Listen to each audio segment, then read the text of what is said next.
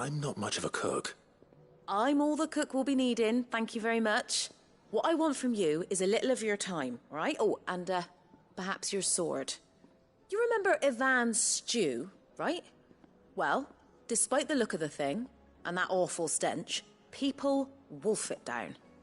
So I thought I'd try making one of these supposed masterpieces myself. Had a peek at the book and gave it a go, but, well... It wasn't as straightforward as you'd hoped. Ivan had the same problem. Yeah, but this is my blooming kitchen, and I will not be outdone. So if you don't want to be seen as playing favourites, I suggest you lend me a hand.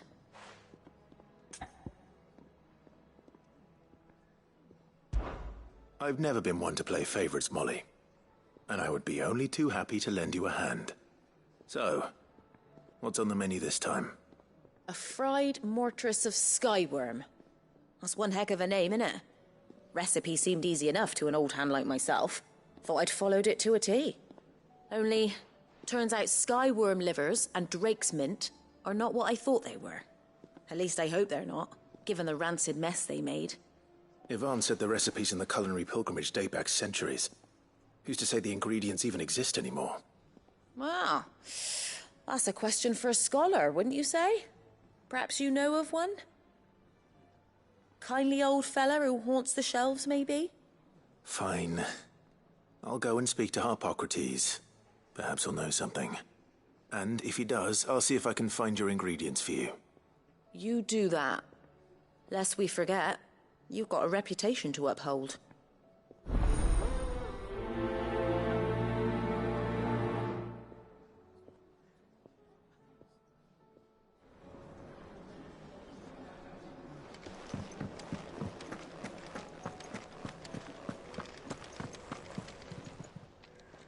Still alive, are you? Go on, then.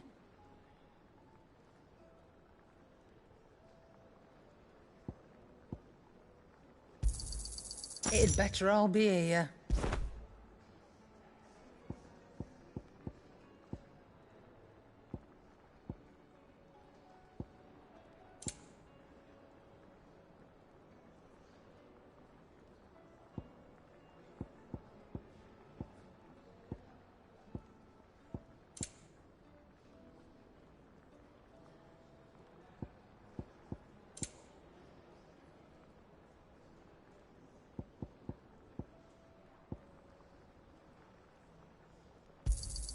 You'll not find a better price than that.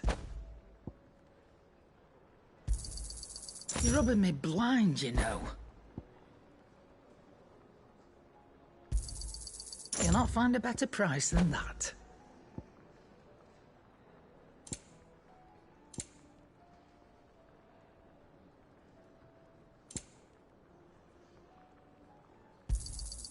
You're rubbing me blind, you know. You'll not find a better price than that.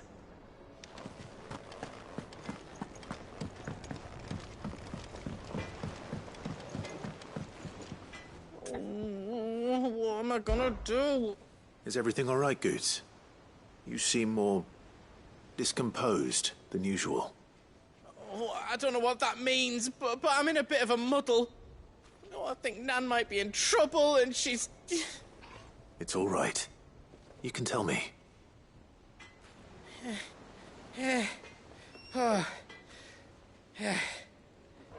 There was a trader came by. One of our usuals, like. Said he'd heard some rotten rumours about her down Dallymill Way. Folk are saying she's been selling to bandits and cutthroats and that.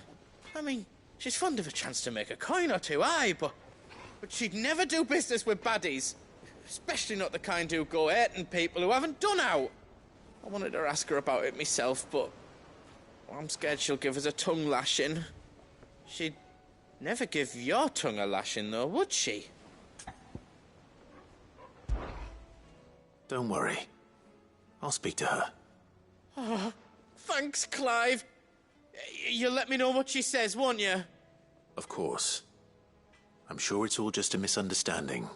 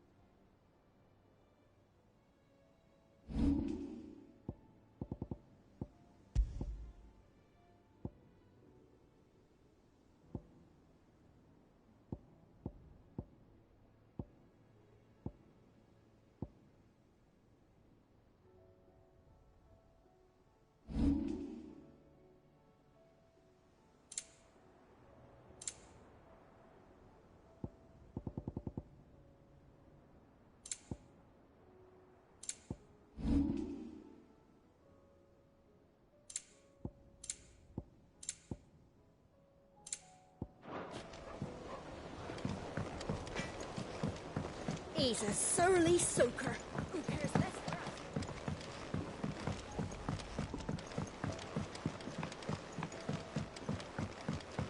Sid! Heard you were in Canva fetching your men.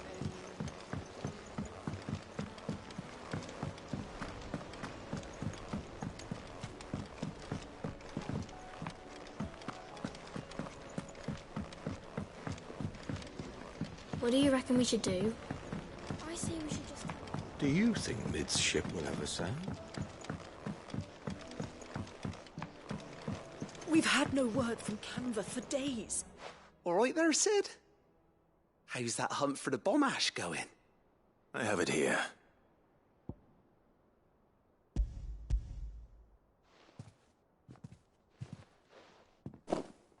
That's the stuff. And plenty of it, too. Enough to keep the Alembic bubbling away for a good old while. You're a gent, Sid. Let nothing say otherwise. Right then. Let's get this contraption up and running.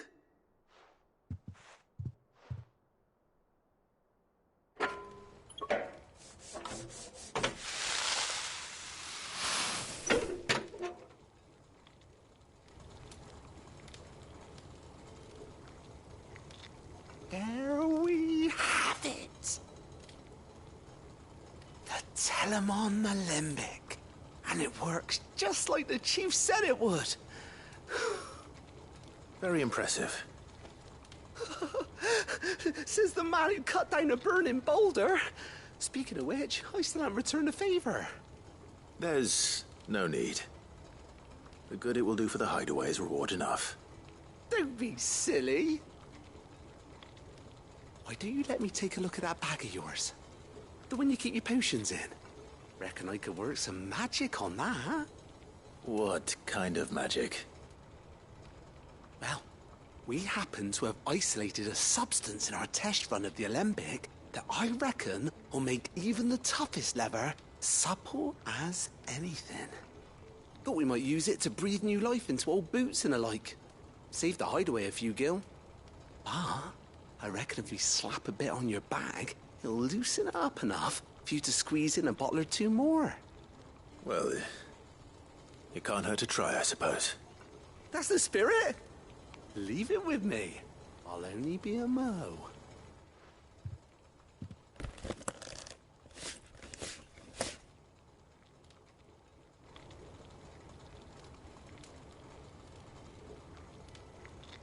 Well, what do you reckon? It certainly feels more flexible. Right? Told you.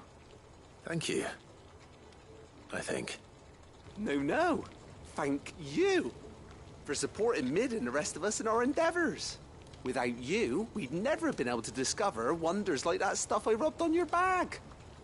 And I'm telling you, there's plenty more where that came from.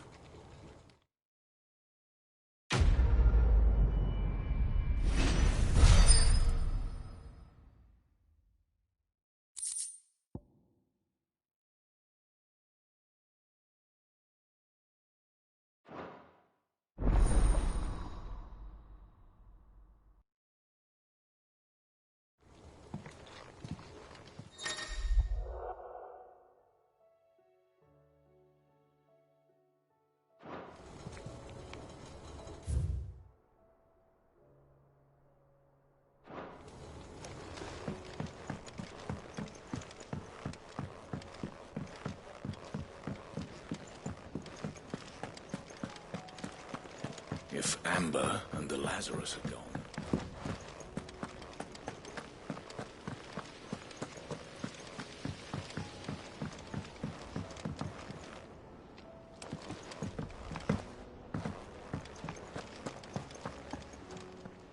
Clive?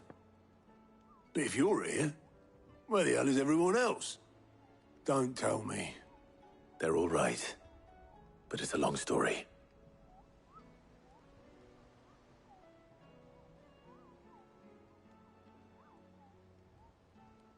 You lot don't do things by halves, do you? Well, at least everyone's still breathing. Now, as for these writings, I'm sorry to say, Clive, but if you had those, you'd be... Sitting under a pile of rubble, I know. But we were able to save a few bits and pieces from the ruins, most of which ended up being used to build this place. The more personal items we gave to the next of kin. In the case of Sid's things, that would have been mid. Then I'll check the workshop.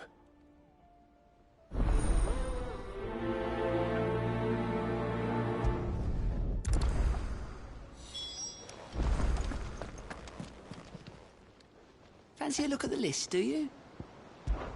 I'm sorry to drag you into this, Master Clive. It's just I couldn't think who else to ask, and you're always so willing to help everyone. I don't mean to be gloomy.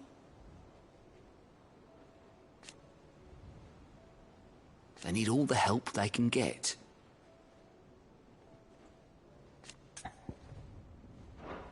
You off then? Clive! Here you go.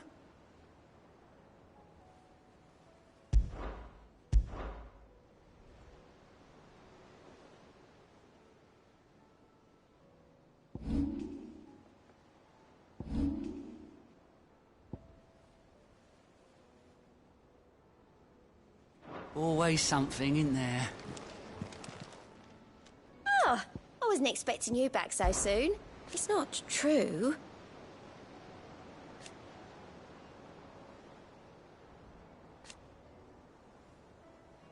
We've lost so much already.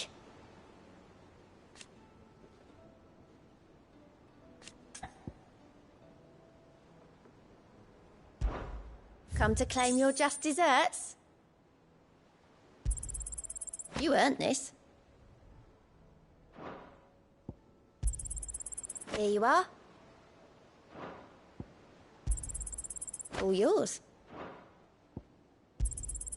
Here you are. All yours.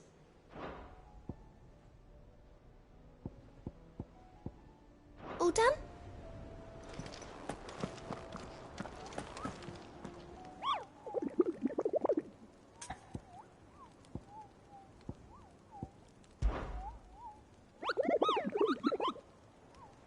I trust you wrapped up warm.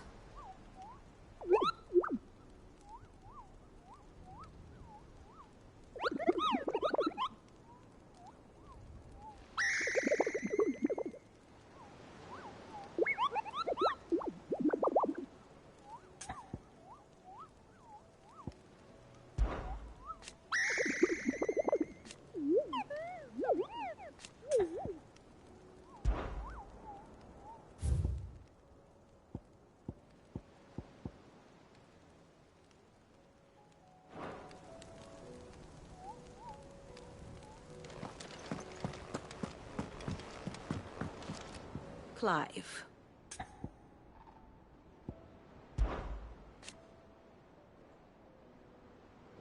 And how could it not? But are we any better?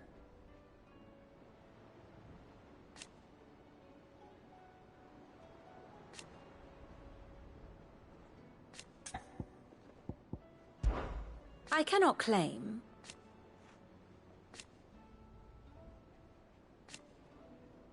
Such are the wages. Ironic, then. Allow me to educate you. Here's the latest information I have.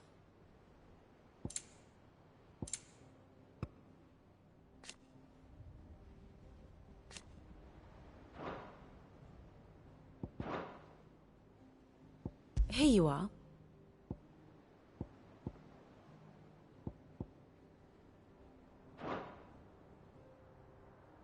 Thus ends today's lesson. How are we supposed to do our duty? Cole said it was an army of Akashi.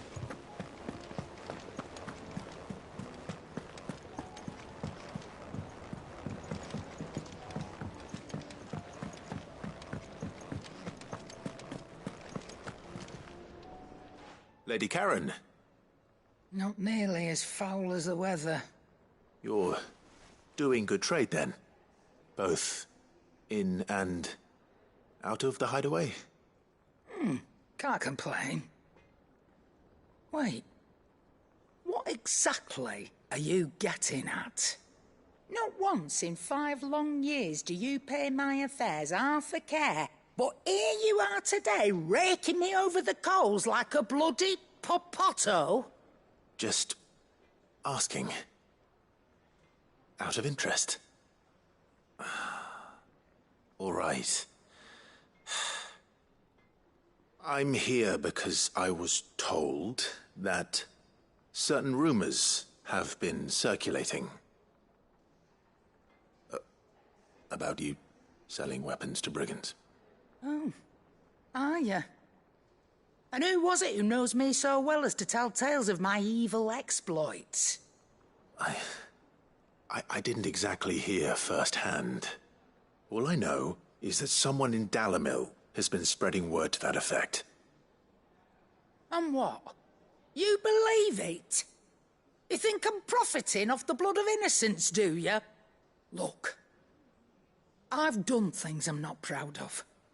Might be there were a time when I turned a blind eye to the wretchedness of the world so I could line my pocket. But that woman is no more. And you'd know that if you'd ever paid the slightest bit of notice. You're right, Lady Karen. I apologize. It was wrong of me to doubt you. Aye, it was. Now, I reckon you've got better things to do than pointing your do-gooding finger at a poor old woman. Of course. Good day. Clive. Thought you knew better than to put stock in unfounded gossip. What with all the colourful tales attached to your name. Coin purse weighing you down?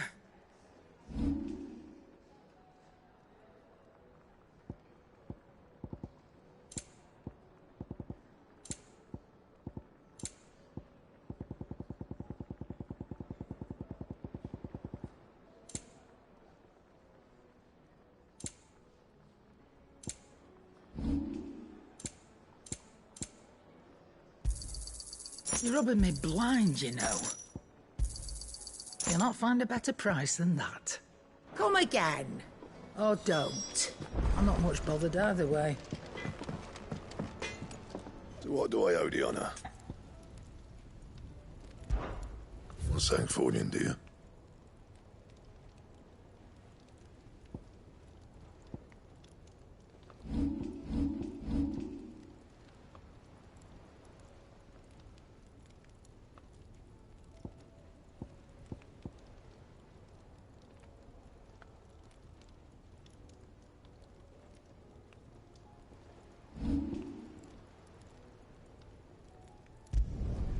Not bad, if I do say so myself.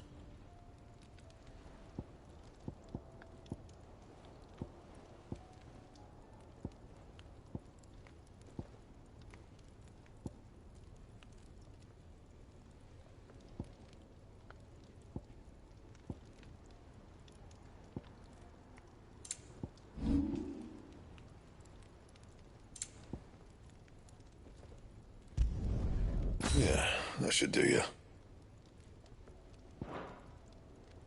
Bring me the materials, and I'll think about it.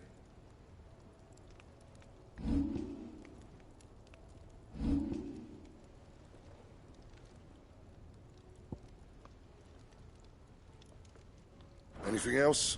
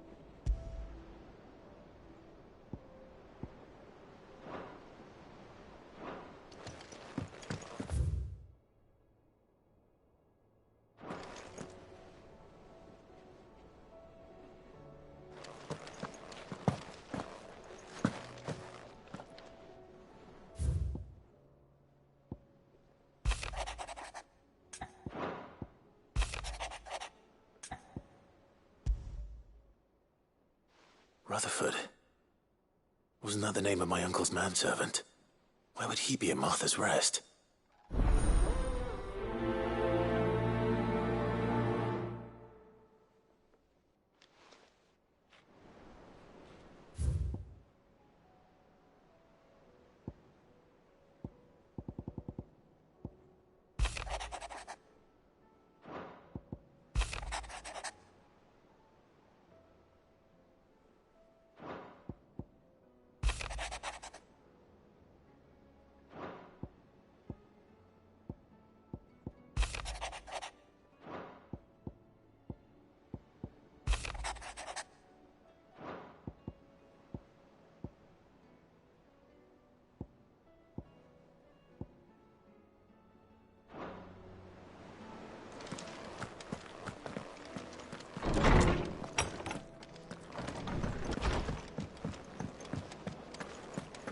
If it's knowledge you seek.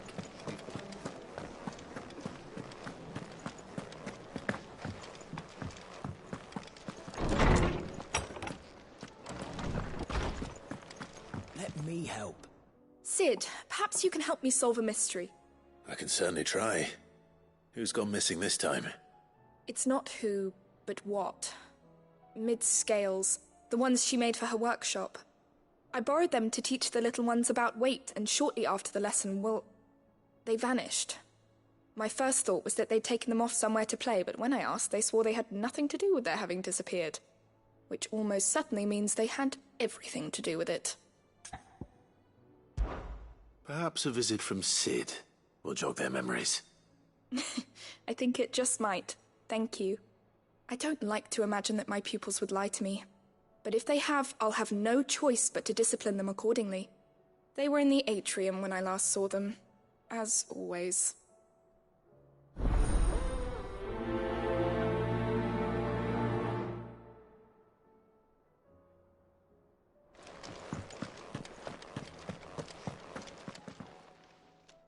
Lawsman Harpocrates. I've come to pick your brain if you don't mind. It's about the book you lent Ivan. Ah, Valisthea, A Culinary Pilgrimage, a classic. One of my favorites, in fact. The young man did a wonderful job with the Chance's stew. I do hope we shall be able to sample more such marvels in due course. That's actually why I'm here. I don't suppose you know where I might find skyworm livers and drake's mint. Ah, so the fabled Sanbrequois delicacy is next on the menu. Delightful. The descriptions of fried mortris never fail to make my mouth water. Now, skyworm is a somewhat antiquated name for the wyvern, their ground livers being the paste from which the mortris is made. Dragon livers. How very Sanbrequois. One would have thought the disciples of Bahamut would have a touch more reverence for their icon's brethren, but apparently not. I believe the specific dragon the recipe demands is the blueback wyvern, said to be the very colour of the sea beside which it resides. So we know where to look for our liver. But what about the drake's mint? Saint's bonnet in contemporary parlance, a herb which grows along the North Reach coast. I gather that one can locate the cheerful yellow flowers by their heady scent alone, so I'm sure you'll have no trouble finding them. I may add that people once believed game was best served with the flora that sustained it in life, in which regard fried mortris of skyworm is undoubtedly a typical dish of the time. Meaning that if I find one, I find the other. To Northreach, then. Best of luck, Clive. And do save me a bite once the dish is complete.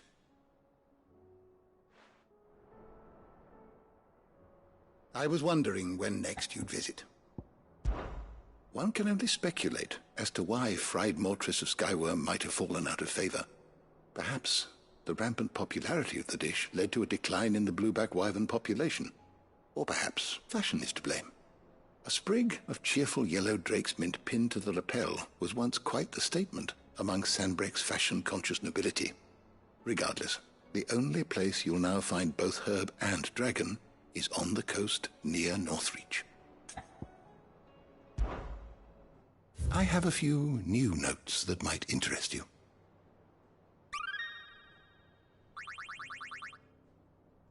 What subject shall we consider today?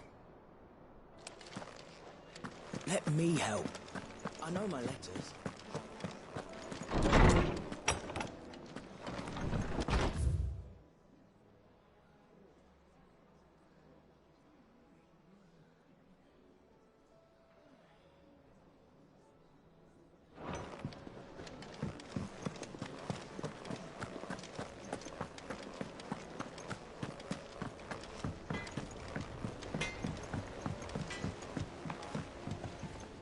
I spoke with Lady Karen.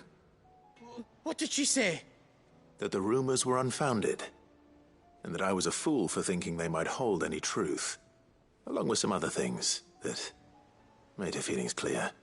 And while it sounds like she may have done things she regretted in her past, she says those days are behind her. Oh, well, that's good. I knew Nan wasn't caught up in out bad.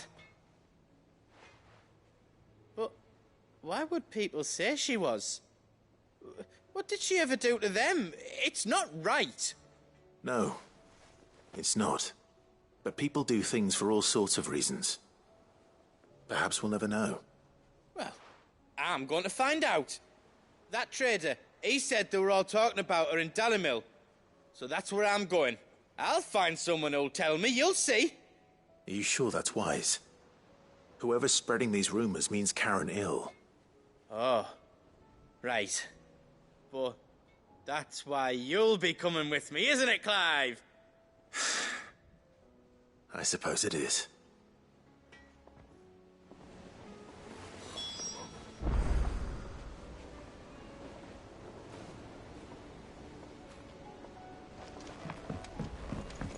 He's a surly soaker. Who cares less for that?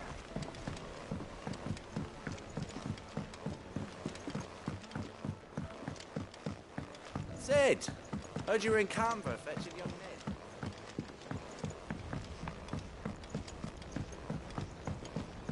What do you reckon we should do? I say we should just tell Miss Shirley.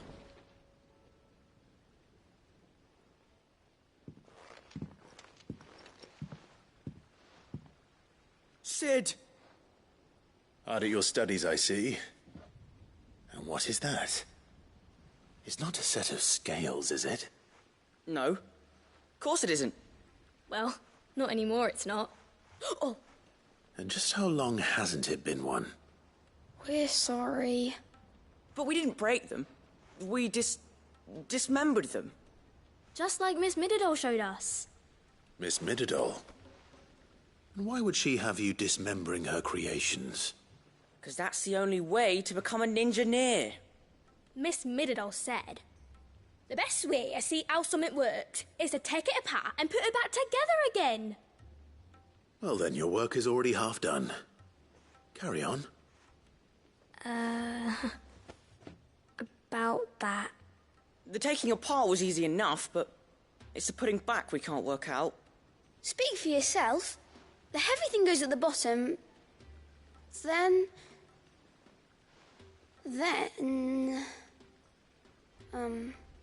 You three need to learn to take responsibility for your actions. So let's have a look at these parts with fresh eyes, shall we?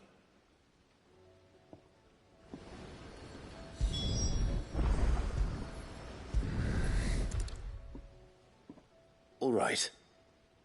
Everything here was once part of Miss Mididol's scales. Every piece has its own role to play, and each is just as important as the others. If even one of them is missing, the scales won't work. So let's think about what those roles might be. You already know one of the pieces. The body.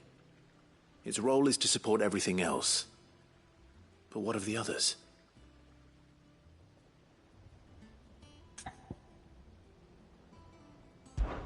This is called the arm. Why do you suppose that is? It doesn't look much like an arm. You're right. It looks more like a wing. Like a chocobo wing!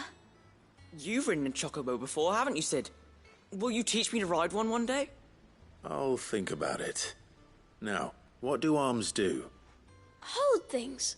So wait, maybe this arm holds things too? Good thinking. You're on the right track.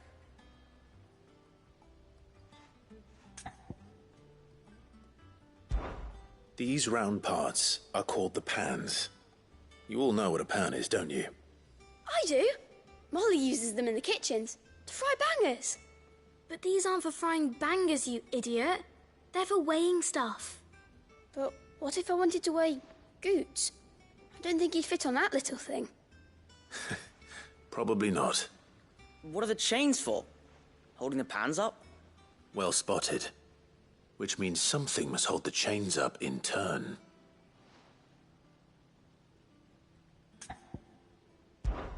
This tiny piece is what's called a cogwheel, or gear.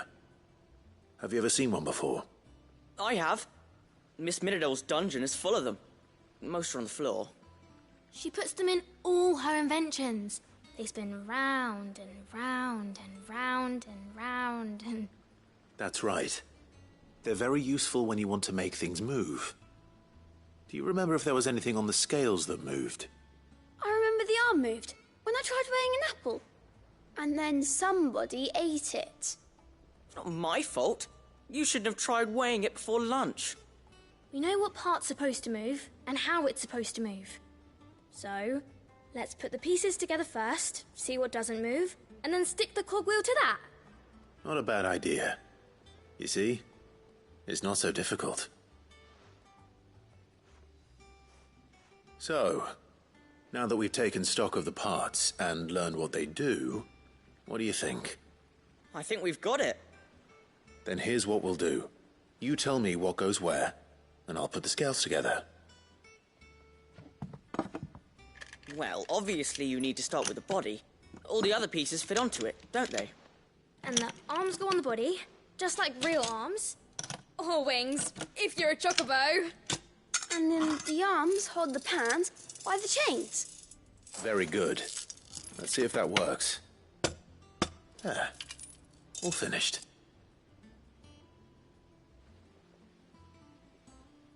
Yes! We did it! Well, with Sid's help. Oh, I just put the pieces together. It was you three engineers who showed me how. That's right. We're Miss Midadol's hares. Her hairs? Yeah, hares for the future. She's showing us her secrets now, so we can help out the hideaway when we're older. What do you think, Sid? Are we almost ready? With a little more help from Miss Midadol and Miss Shirley, I'd say it won't be long at all. You hear that? It won't be long. Until then, though, do try to be honest with Miss Shirley.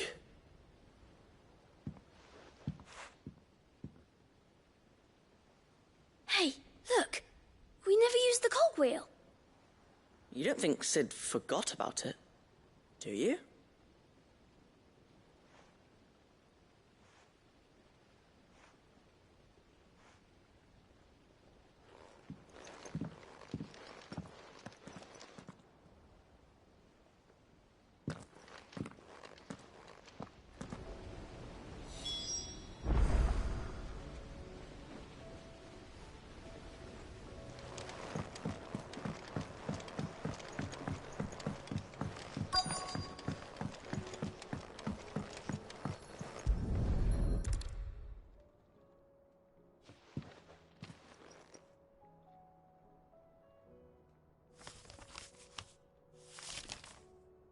This looks like it's from Sid's old diary. But you'll already have read it. I'd better keep looking.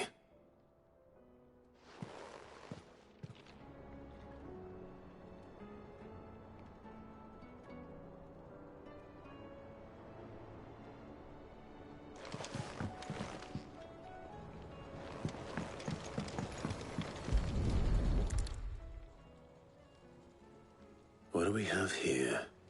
Oh. Sid's pipes. Something tells me Mid won't be needing these.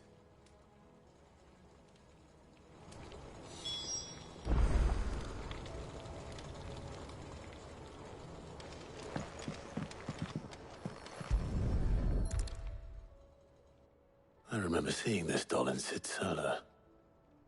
I wonder if it was Mid's.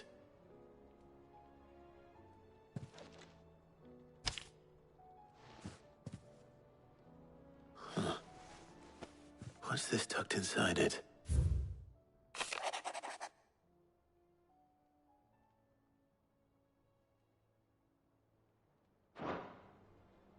Sid's best invention.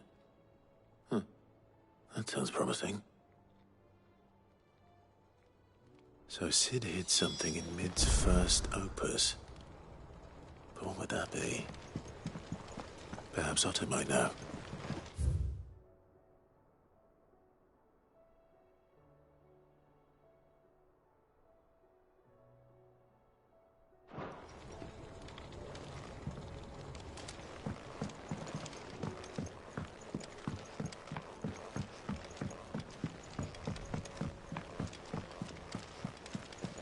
If Amber and the Lazarus are gone.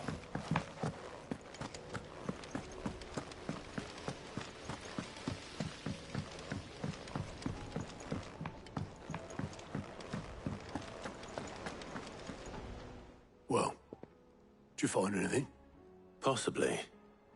You wouldn't happen to know what Mid's first opus was? Opus? That girl's as tone deaf as a banshee. Unless you mean the orchestrion. She couldn't have been more than, what, 11, 12 when she cobbled that thing together? It surprised us all. Not least her dad. You should have seen how proud he was of the little scamp. What's that battered old box have to do with anything? I think Sid may have hidden something inside it. Wouldn't surprise me. Those two and their bloody treasure hunts. Half the things in the hideaway were hidden one time or another.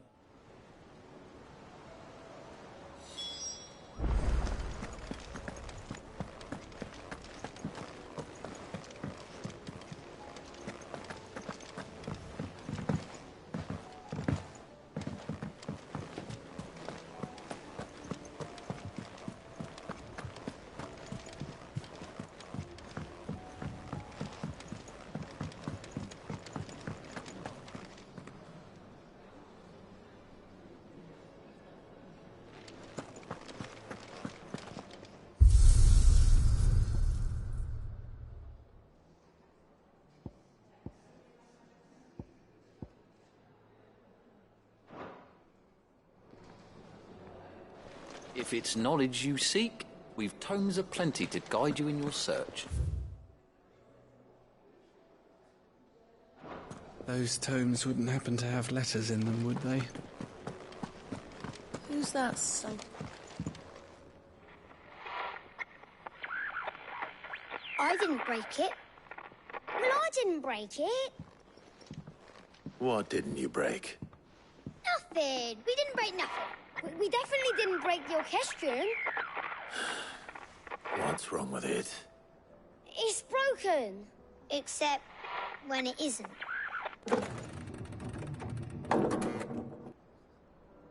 See? And you had nothing to do with this? Nope. Nothing. We just wanted to listen to all the songs at once. So we pressed all the buttons. Like this.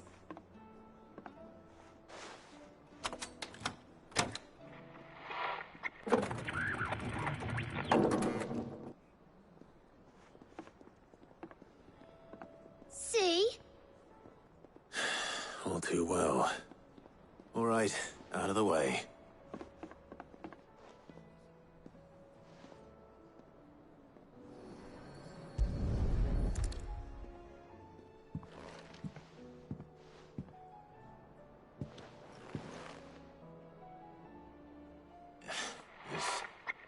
Something caught on one of the gears.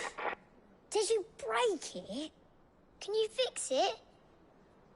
No, I mean, yeah, yes.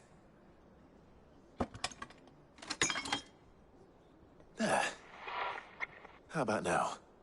You fixed it! Sid fixed it! He more than fixed it! Yeah, new music! Huh. Never heard this one before. They started playing when I removed this. Whatever it is.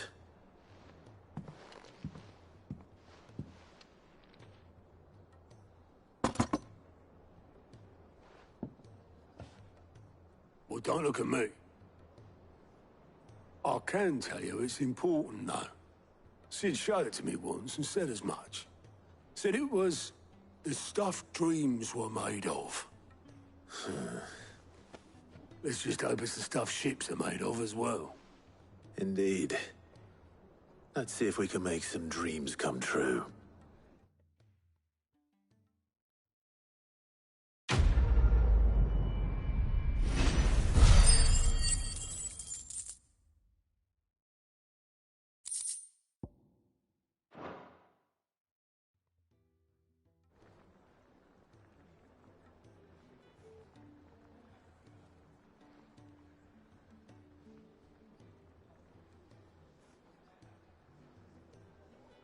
Just the two I was looking for.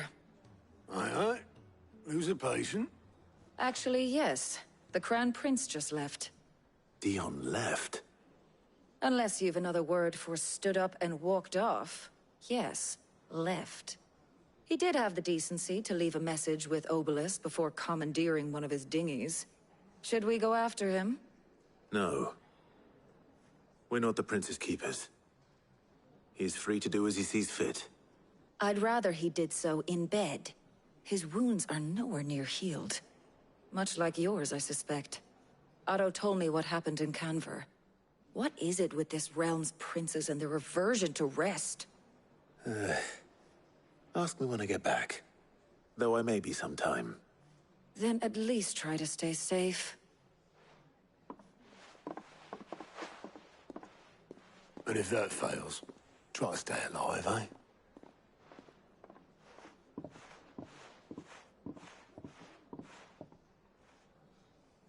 Every moment I waste here, the further the flagship sails. I have to get back.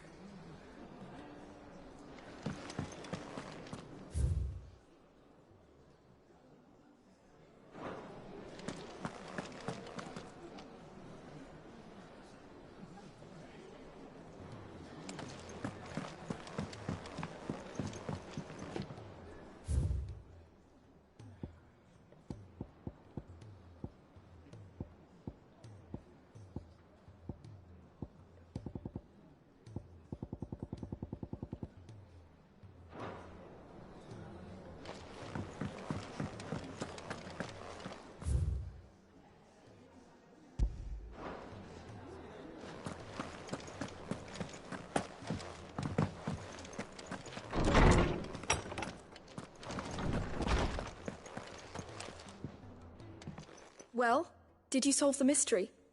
It was as you thought. The children had the scales, or the parts of them at least. They dismantled them to see how they worked. Oh, no, Mid will have my head.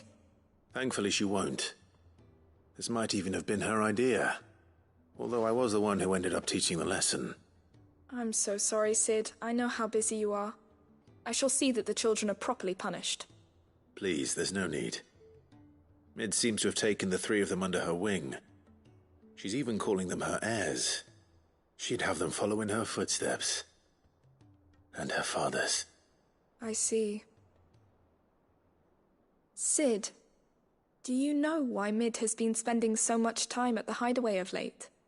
She told me it was because her studies have been interrupted by events in Canver. Is that not true? No, it isn't. The university offered her a commission.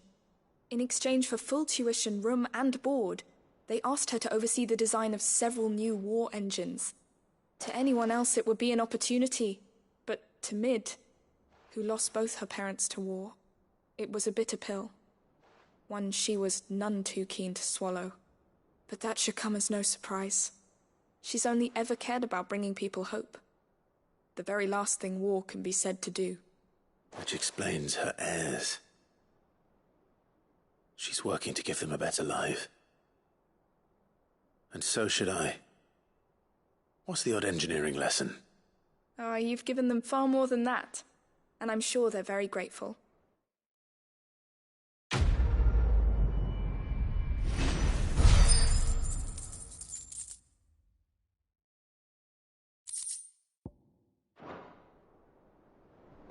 Let me help.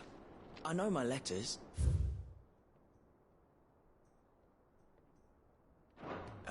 Most of them, anyway. Very well.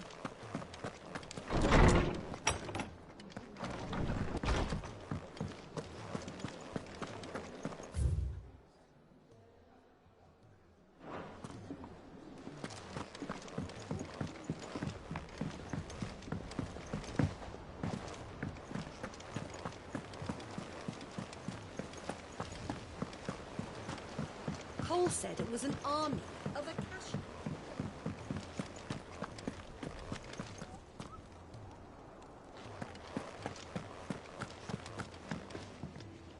All right, Clive. Blackthorn told me you helped him out again. Tough for that. Speaking of which, I'm actually a bit, Worried about him. And you want my advice? afraid so. It's a bit of a funny one, this, but I saved this posh knob while I was out on a mission, and he gave me this flashy ring to say thank you. So, obviously, I show it to Blackthorn, thinking he'll be impressed, only for him to go white as a sheet and quiet as a curl instead. Try as I might, I can't for the life of me work out what could have got him upset like that. And seeing as how Blackthorn opens up when you're around, I thought maybe... I'd speak to him again. Well, I suppose there's no point leaving him to stew. Cheers, Clive. I'll be sure to pay him a visit as soon as I have a moment. All right, I'll meet you by the forge then. You come along when you're ready.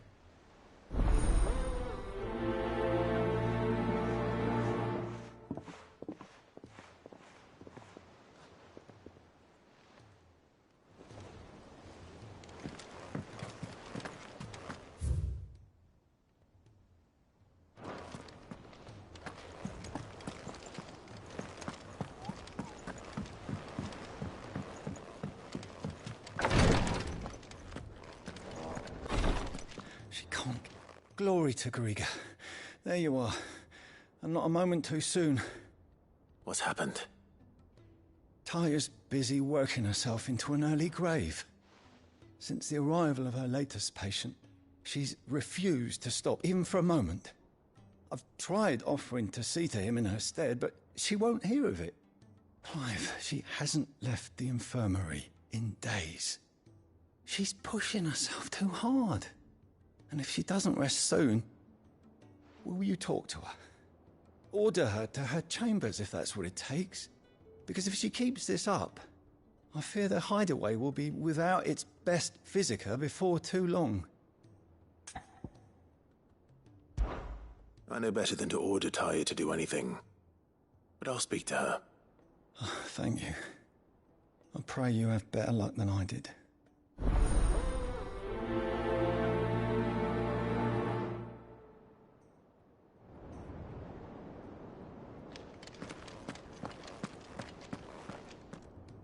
Well, Taya, Rodriguez worried about you. And if what he says is true, then so am I. We all admire your dedication, but you do need to rest. I will, when it's time. Until then, I'm staying put. We owe him that much. Who is he? Someone from my past. Someone who doesn't deserve to die alone. It won't be much longer. The crystal's curse has almost finished its work. If I had the tears, I could ease his passing. But without them, we've nothing that will touch the agony of those last few hours. How would tears help this man? Not my tears. Tears of mercy. Alicia, it's the only thing strong enough. You wouldn't, Taya. Surely. There must be something we can do for him. Sometimes an easy death is the greatest kindness we can offer. You do well to remember that, Rodriguez. I will. We have all the ingredients we need for Alicia Balwam. It needs to be fresh, though, so we rarely have much to hand. I can make the draft if you can bring me what we're missing. Just tell me what you need. There is a species of venom-weeping spider that lives in the forests of Norvent, near Lorbert's Pass. Bring me one of their eyes. Preserve it as best you can, but avoid contact with the tears. I'll make sure the other ingredients are ready before you return.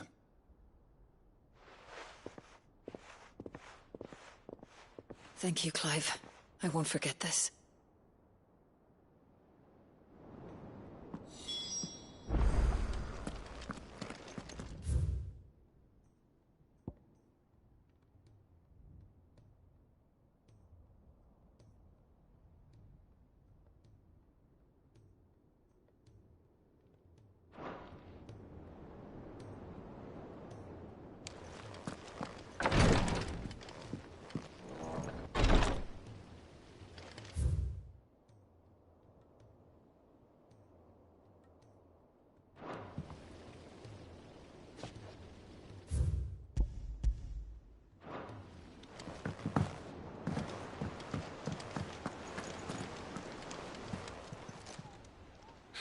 Help you today, Clive?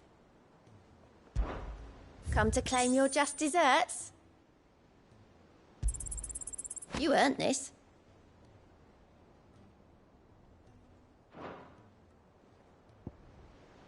Come again. I may have more for you.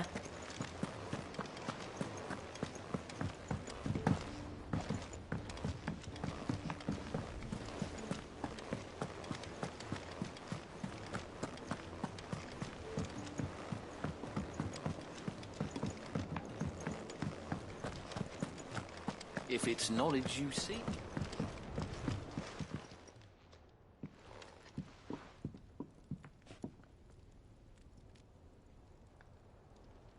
Bloody hell, Clive. Not this again. Oh, ain't you got better things to do with your time? That remains to be seen. August tells me he showed you a ring, and that the sight of it clearly upset you. Would you mind telling us why? Come on, mate. Bottling it up ain't gonna help no one. If it weren't the ring, and it was something I said, then I'm sorry. It was the ring, right? It brought back some unhappy memories, that's all. Memories better left forgotten. Memories of what? There are things we'd all rather leave behind, Blackthorn. But sometimes it helps to talk about them. And sometimes it doesn't. Is that so hard to understand? Don't be like that. Fine. If it'll get you off my back. That ring you flashed was the work of Zoltan. We apprenticed together, back in the day. You've never mentioned him before. Why would I? Ain't seen him in decades, and the last time I did, we almost came to blows. The ring brought it all back. I could tell it was one of his the moment I saw it. Bastard's improved, though. More than I thought possible. That thing's a work of art. So it was a nice ring. Worth a few gil, maybe. What's it matter to you? It matters because engraving metal's a nightmare, and I've got no bloody idea how he managed it. The fact is, I couldn't make anything even half that detailed. So what? You're an armorer, not a jeweler. I'm the Hideaway's master craftsman. I'm not stealing a living at some backwater village forge. My armor keeps you lot safe, and my swords keep you dangerous. As far as I'm concerned, every swing of my hammer's another blow struck in the name of our cause. So I put my heart and soul into my work. Because the Cursebreakers deserve better than second best. And I refuse to be shown up by the likes of Zoltan. Very well. Why don't we go and pay him a visit? Learn his secret. I doubt he'd be too happy to see me. Then just this once. Make peace with being second best. Swallow your pride, and focus all your energies on the task at hand. Keeping the Cursebreakers armed and armored. Provided you can do that, you'll hear no complaints from me. But if you can't, and it's going to distract you, we need to do something about it. What'd you say, Blackthorn? You know he's right. And it's not like you'll be going alone. All right. Magic. So, where do you reckon old what's-his-name is then? Zoltan, was it? In Dravozd, my old village. He won't have left. He's the chief. Dravozd, eh? That rings a bell. Not far from Tabor, right? Just north of the fields of Carava. Got that, Clive? Meet us at Dravozd as soon as you can, yeah?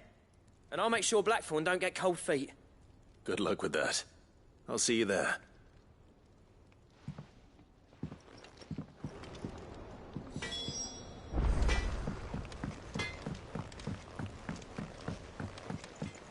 He's a surly soaker.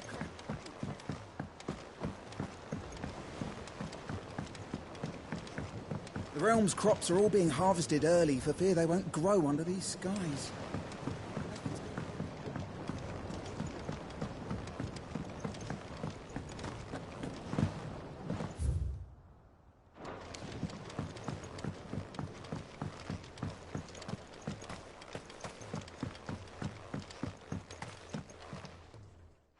Cid, do you recall the flowers I had you bring back to the yard? Vaguely. I'm afraid so. I was able to get most of the Morganbeards to take root, but they rarely flower. I fear the soil here does not agree with them. However, I believe I have a solution. I can't wait to hear it.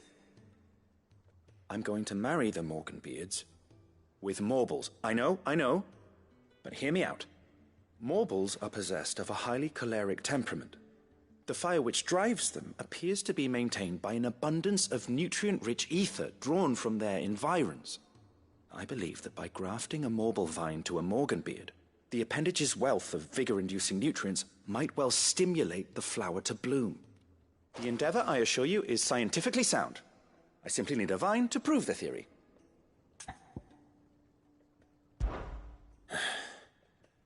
And all you need is a single vine from an ordinary Morble. That is correct. A single vine. As for the Morble, I fear ordinary may not suffice. But, as luck would have it, a most extraordinary specimen is rumored to haunt the swamps of Rosaria. Why, a notice concerning this very creature was only recently posted on the hunt board.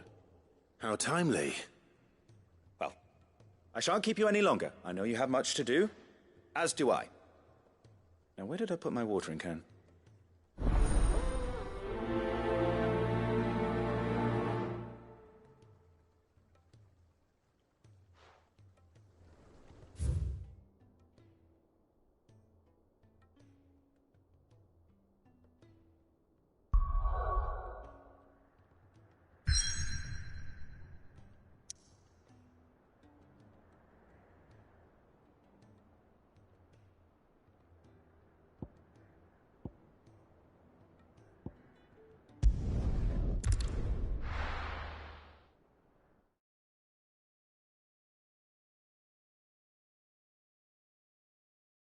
I'll be taking you all to a storehouse in the Bales. Leave anything you don't need behind.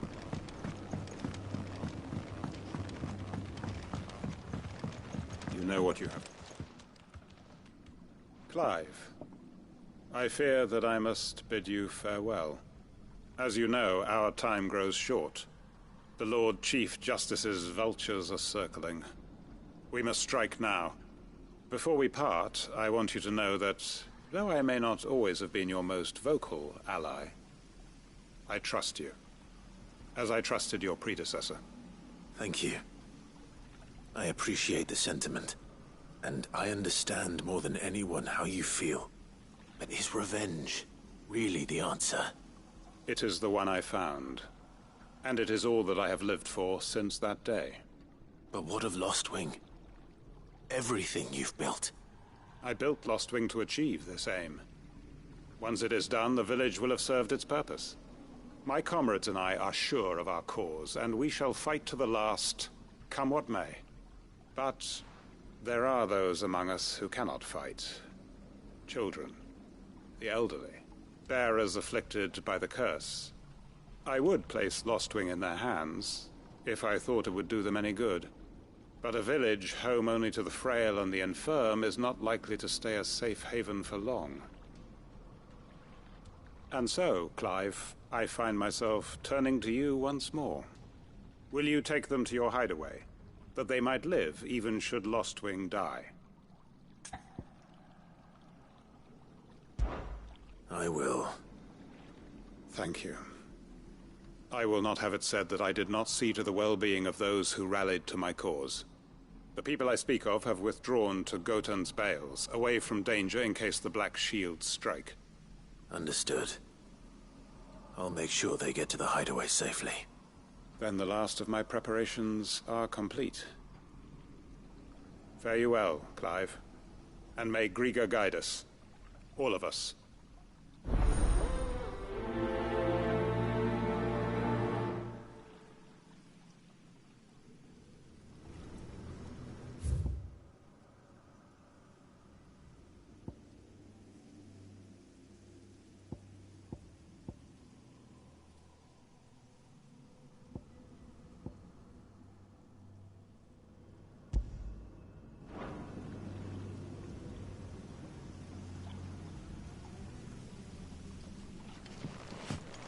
To Gotan's Bales, then, and quickly, before anyone else finds them.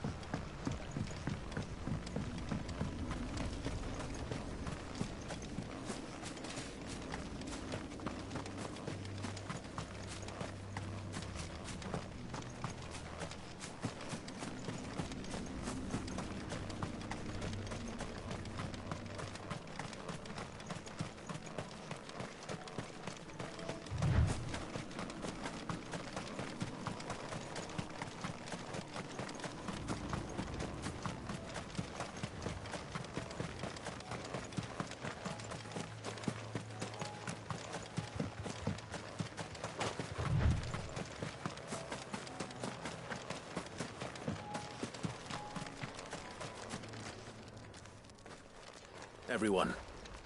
Quinton has asked that you come with me. He can no longer get... Well, if that's what the Master thinks best. Cid, none of us would be standing here today if it weren't for Master Quinton. We owe him our lives. So we ain't about to start telling him what he should do with his. If he's saying we ain't safe in Lostwing no more, it's 'cause he ain't coming back. And if that's what has to happen, then so be it. I only hope he can see this through to the end. That we get to see justice done. I hope so too. Oi! You lot! Where's everyone else? They ain't already left, have they? They've gone with Master Quinton. Fuck! Fuck! Fuck! What's wrong? I've just come from the Justice's manor. We have to get Quinton to call off the attack. It ain't just the Black Shields protecting the place. He's got a guard dog and all. A fucking monster. They don't stand a chance against that thing. If I don't get the message to them, they're all gonna fucking die. No. We can't let this happen. Cid! Don't worry about us. You've got to catch up with him. We can't let Quinton die before that bastard does. All right. I'll do what I can. Where is this manor? It's way over to the east, through the woods. Heavenhall, he calls it. Promise us, Cid. Promise us you'll do what you can.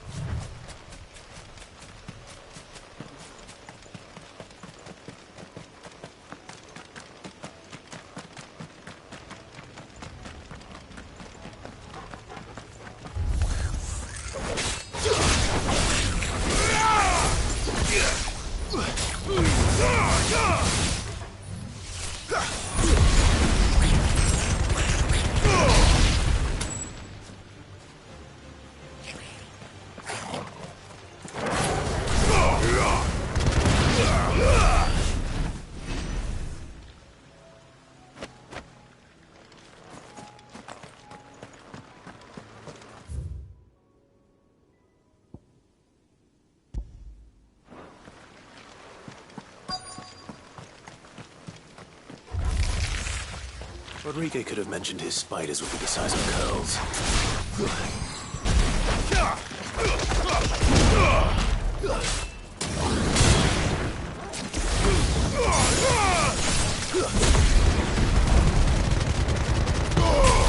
To me, Blade!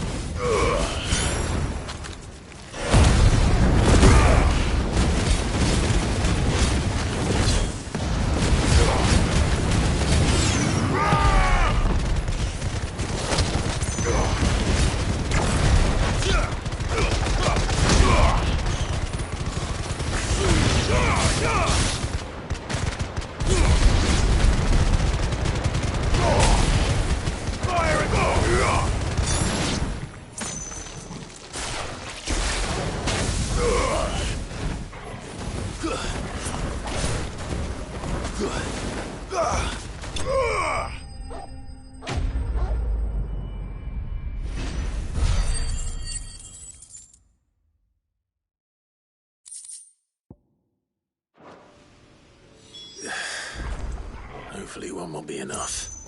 Rodrigo will have prepared the other ingredients by now.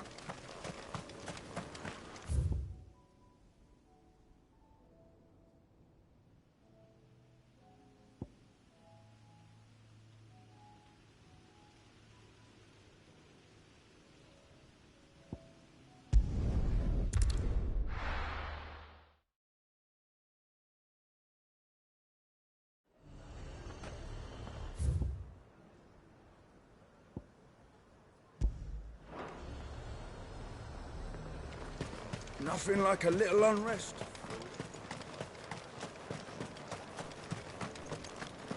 But there were ghosts at the gate not days ago.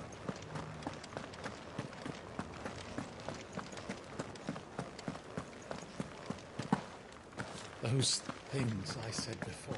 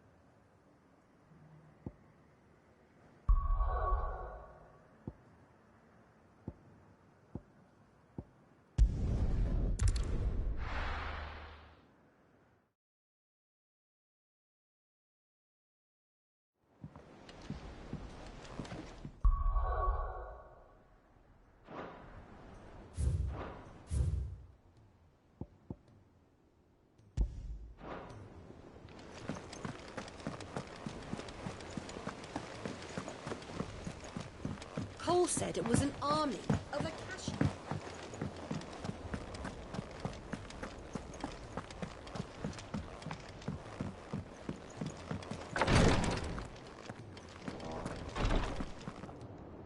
Thank goodness you're back.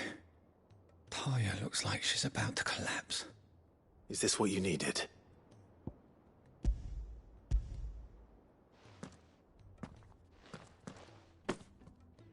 Yes, it is. Thank you, Clive.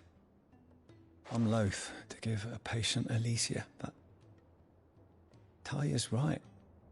Sometimes it's all we can do. A single dose dulls even the most agonizing pain. And it may be a gentle way to die, but I wish there was another way.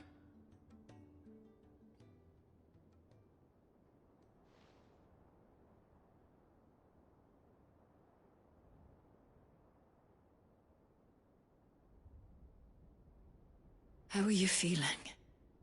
Light, mid-here. Drifting on waves. Good. Just relax. Let the waves carry you to a better place. Thank you, Taya.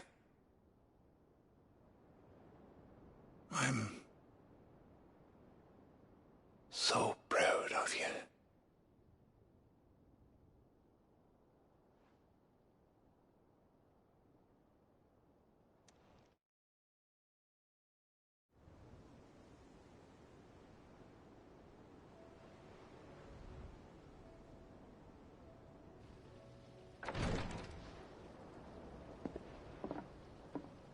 He's gone. Thank you, Rodrigo. And you, Clive? I'll see that he's properly laid to rest.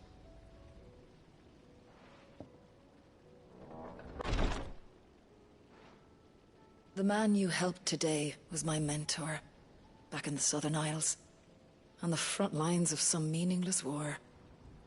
I was still a child when they shipped me to their triage tents, to treat the wounded with my gift. But in such blighted lands, I was next to useless. Until he taught me the true Physicker's art, that is. An art we would be lost without. Tears of mercy were his gift to the bearers of the world. A respite from the agony of the curse's end. And a kindness Cid would have approved of. You know as well as I what life is like for a bearer soldier.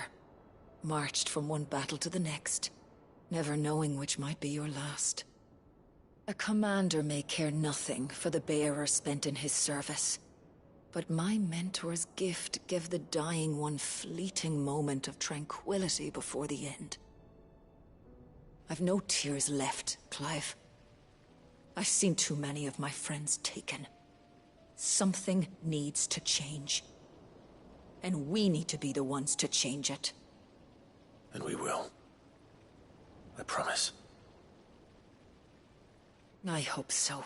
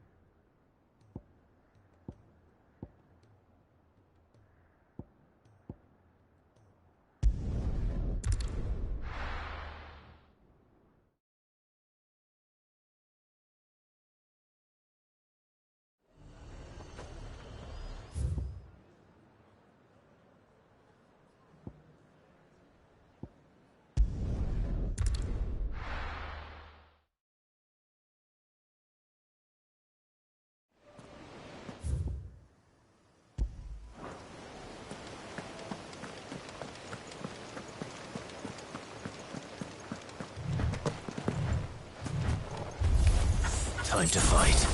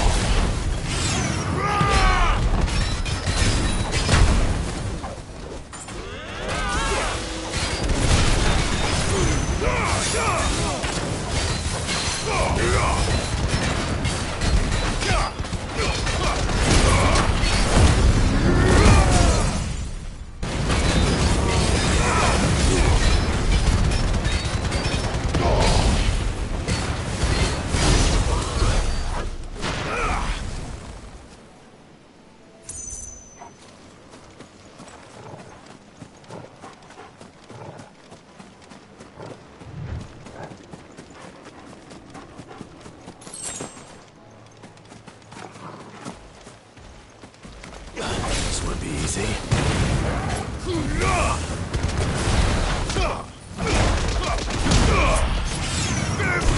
Thunder!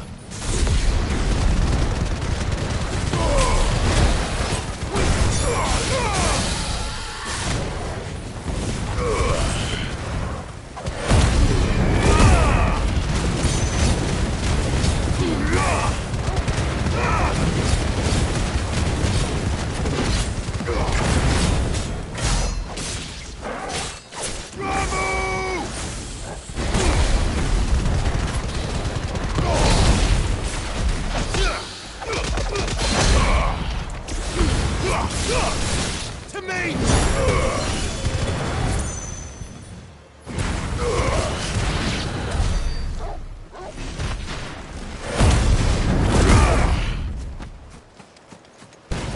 Said I should look to find what I'm looking for somewhere nearby. I knew dragon to bright yellow flowers. Easy enough to spot.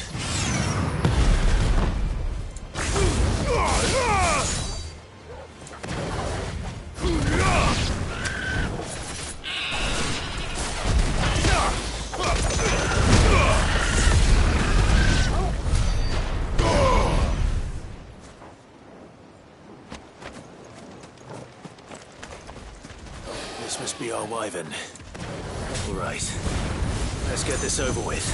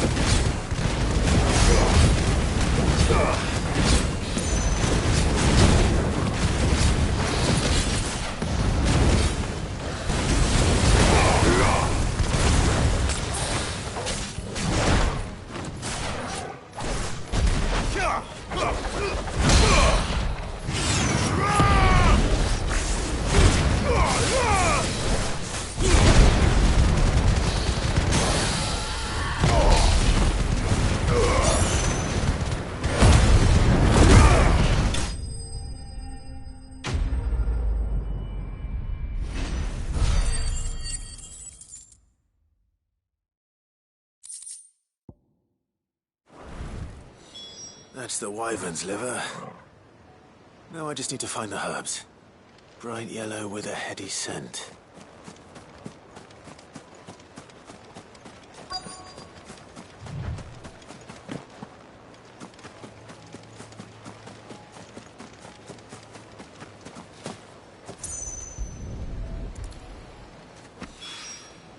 I think that's everything Molly needs to resurrect her recipe. Better head back.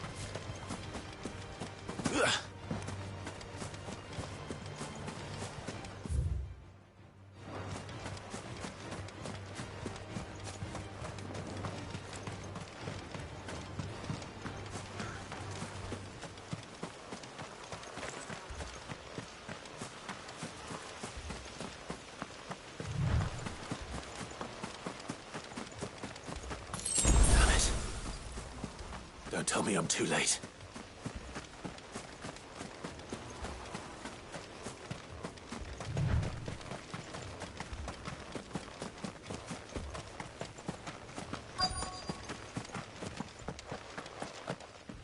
Quentin, are you all right?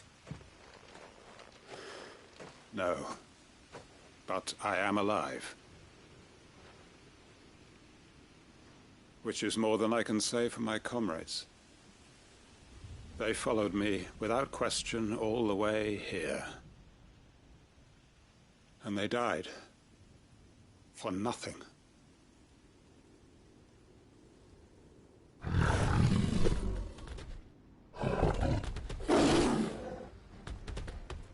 This must be the guard dog. Quentin. I'll hold it off. You go. But... your comrades didn't die for nothing. They died for you. Don't let their sacrifice be in vain. I won't.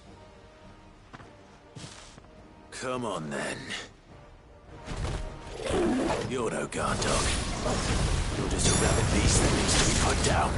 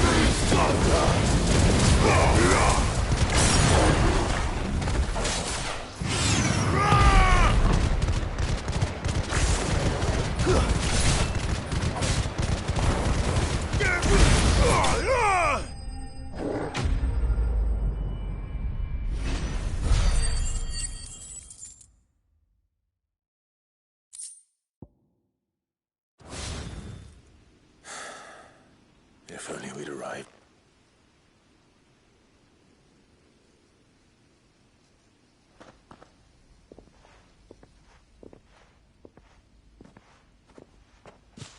Is it over? It is. He wept and begged for mercy.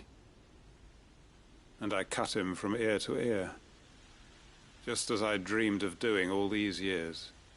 All my plans, building a haven in Lostwing, freeing bearers from their chains and recruiting them to my cause. It was all for this. But what is this? Justice? My faithful comrades. All those lives lost, so that I might take another. Quentin. Master Quentin! Oh, thank Grieger you're safe. You? You're alive? And so are you. I'm so sorry. I tried to warn you about that thing. And I hate to say it, but there's more bad news. It's Lostwing. It's been flooded. What?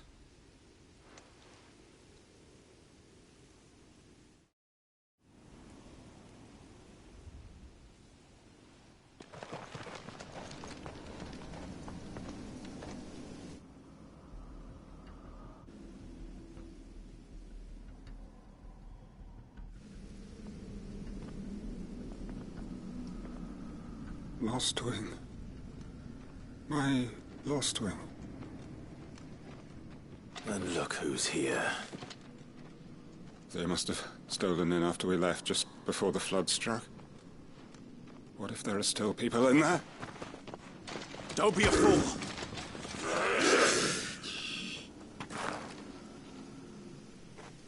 Damn it.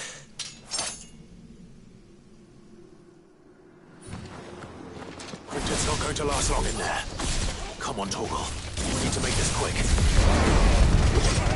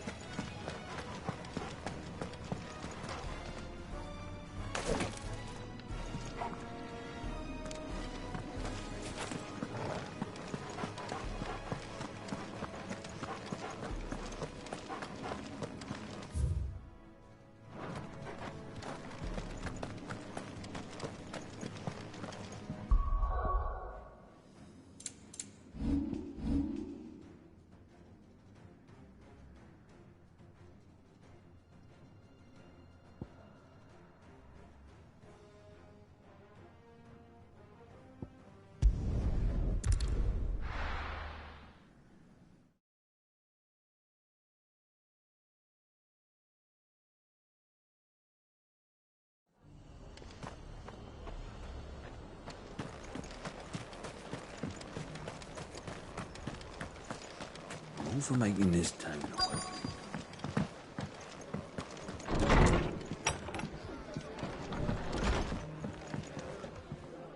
Ah, Clive. Just a man. Oh?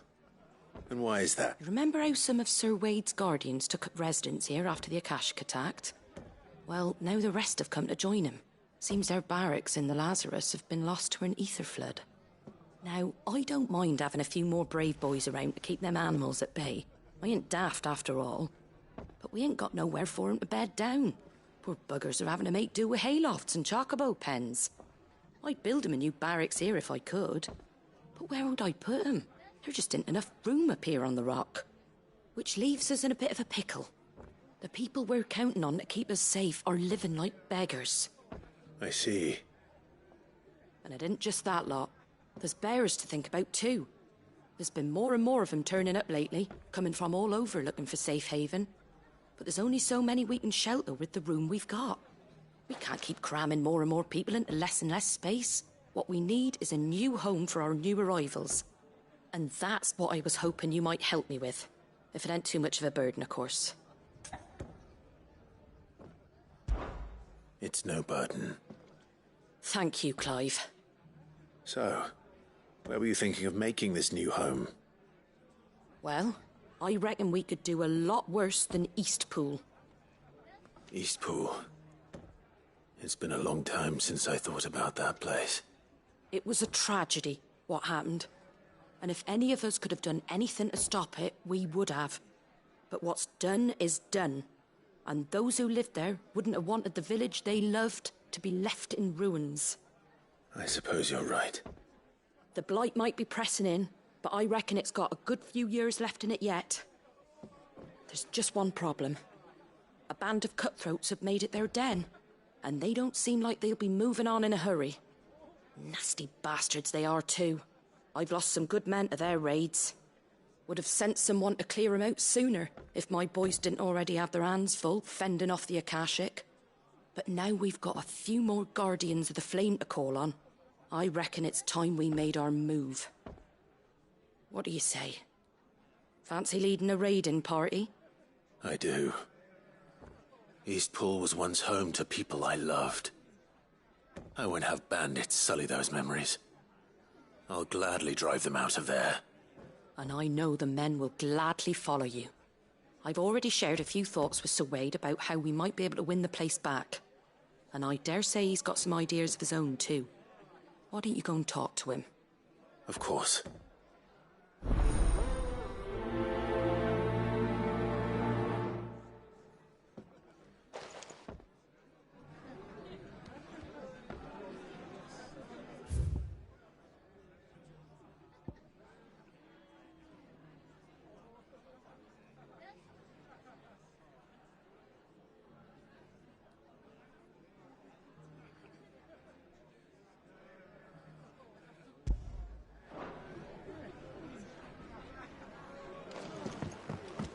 All right, Sir Wade.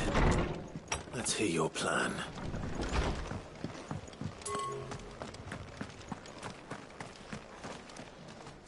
Sir Wade.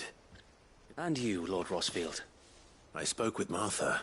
She tells me you have plans to free Eastpool and make... That's right, though it was mostly her idea. I rather fear my men have been treading on her toes somewhat since joining us, not to mention each other's. And then there are the bearers, men and women who found the courage to flee their masters and sought refuge here. We need somewhere to settle them, and I can think of worse places than Eastpool. As can I. Which is why I agreed to help you win it back. That's very kind of you. I'd be most grateful if you would. With you beside us, we shall soon send that rabble of rogues running for the hills. So, what can you tell me? That thankfully there aren't too many of them. Fewer than a dozen at our last count. And rather less, thankfully. The road that leads there will more than likely still be crawling with Akashic. A small force would suffice to clear the village, but if the Akashic were to follow them in, that force could end up trapped between a rock and a very hard place indeed. I'll head into Eastpool and deal with the bandits. You and the Guardians can stay outside the village and fend off any Akashic who come too close. Make sure I'm not taken unawares. I can't ask you to bear all that risk yourself, my lord. The Akashic are the bigger risk. I can handle a few bandits. Well, if you're sure, I shall summon my men at once. Shall I wait for you here? No need, my lord. You go on ahead. We'll be with you before long. All right. I'll meet you at Eastpool then. We shall see you there. And may victory await our coming.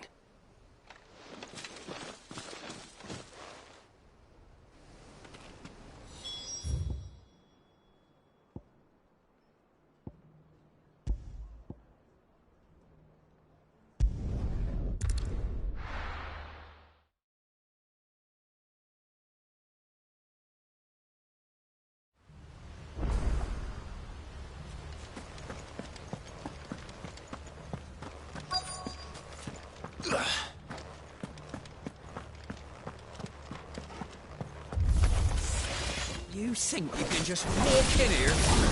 Kill him! You will leave Eastpool now, or face the consequences.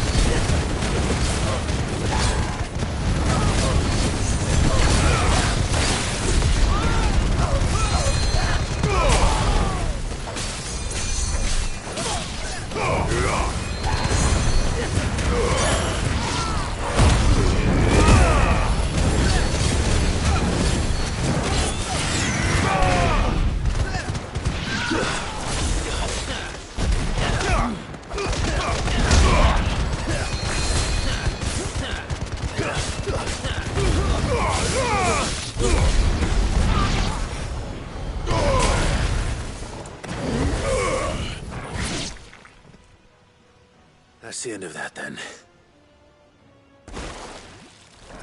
Or maybe not. What's that thing doing here? Doesn't matter. It goes too. Give me thunder!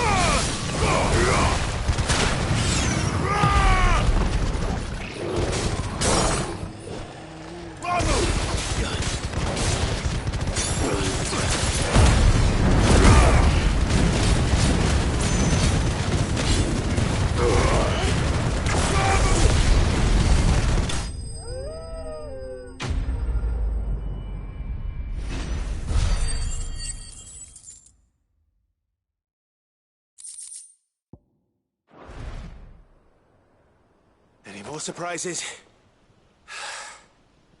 I'll take that as a no. Bravo. A magnificent display, my lord. You were watching? I thought you were keeping an eye out for a Kashik. We were. Put down more than a few on the road, then arrived just in time to see you slay that... whatever it was. Let's hope it was the last of its kind. Though I expect you and the Guardians will be up to the challenge should another appear. I would hope so, my lord. Your men will be bringing the bearers who'll be living here, I assume. It might be best to send word for them to come right away, before any other unsavory characters move in. Of course. I'll send orders for them to depart immediately. Leave it with me, my lord.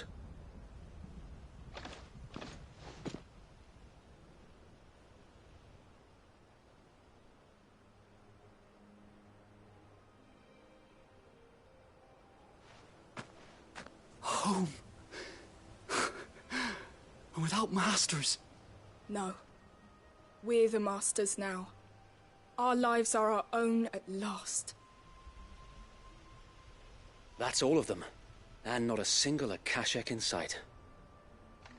Now to begin the important work of rebuilding the place. It won't be easy. Especially not after 5 years of beasts and blackguards having their wicked way with the place. The masonry might still be sturdy enough, but half the beams are rotted. Those that weren't lost in the fire or burned by the bandits, that is. It'll take a bit of elbow grease, but we'll see Eastpool rise again. Just you wait. So wait. Lady Hannah is buried here. If you don't mind, I'd like Oscar to join the rebuilding efforts. He should be a part of this. Of course. I couldn't agree more. I'll let Martha know that everyone arrived safely. If you need anything more, you have only to send a Stolas. And we will, my lord. Safe travels. Eastpool is in safe hands. Time to go and tell Martha the good news.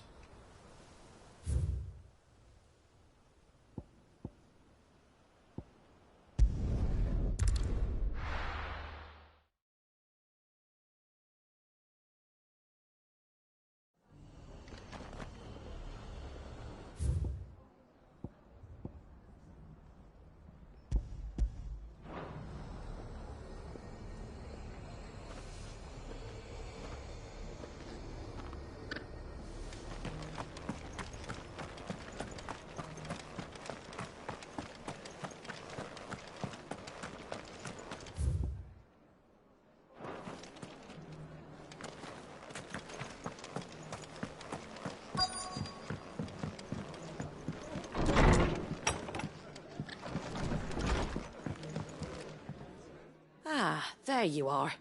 All went well then. Sir Wade told me you got rid of the bandits while his lot kept an eye out. Nicely done. And what's all this about some shape-shifting nightmare showing up? On second thoughts, don't tell me. It'll only give me nightmares of me own. What matters is you did it. And now we can build our new village. I suppose it will be. What will you call it? What else? Eastpool. Sir Wade said it best. There's plenty bad happened to that place, but that don't undo the good that happened there. No need to throw the baby out with the bathwater. Did Wade say that? Well, something along those lines. Anyway, the poor souls might have made it to Eastpool, but their work ain't done yet. So the way I see it, neither is mine. If it's food or lumber or strong backs they need, the rest is ready to provide it. Thank you, Martha. No, thank you. You didn't have to help us. I wanted to.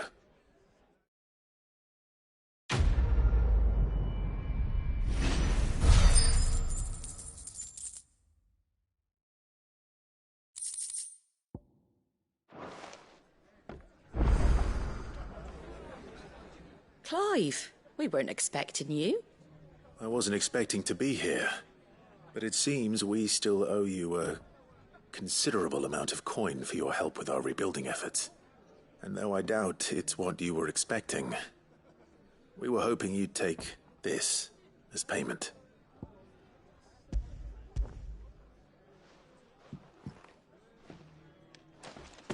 A star ruby? I can't accept this. It's worth at least twice what you owe me. More if you can find yourself the right buyer. Think of the difference as interest. Interest? If word got out I charged that much, no one would ever borrow from me again. Anyway, why are you the one here asking me about this? I'd have expected Otto. Bit much sending the Lord Marquis out to settle your debts, isn't it? The old goat working himself to death again. Something like that. Most days I think he's the only reason the hideaway's still standing. Same as always, eh? Back when the place was nothing but a twinkle in the eye of a recently retired Lord Commander, word is he was the first one Sid reached out to. Probably knew that without his strong arm and level head, the idea would never get off the ground. Sid may have been the face of the hideaway, but Otto's always been the backbone. And when Sid passed away, we were all worried that would be the end of it. That Otto would just give up. His death was hard on everyone. But it must have hit Otto hardest of all. But he didn't give up, did he? Quite the opposite, in fact. If I recall, he was the one who nominated you as Sid's replacement, and rallied the rest around you.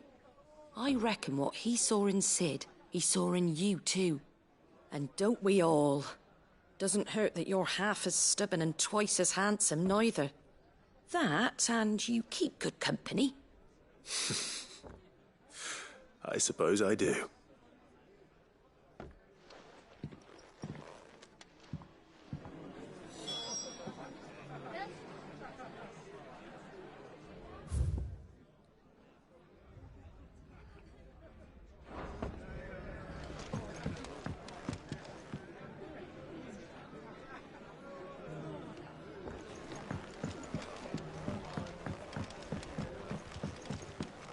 My Lord Marquis, it is you. Then you received my letter.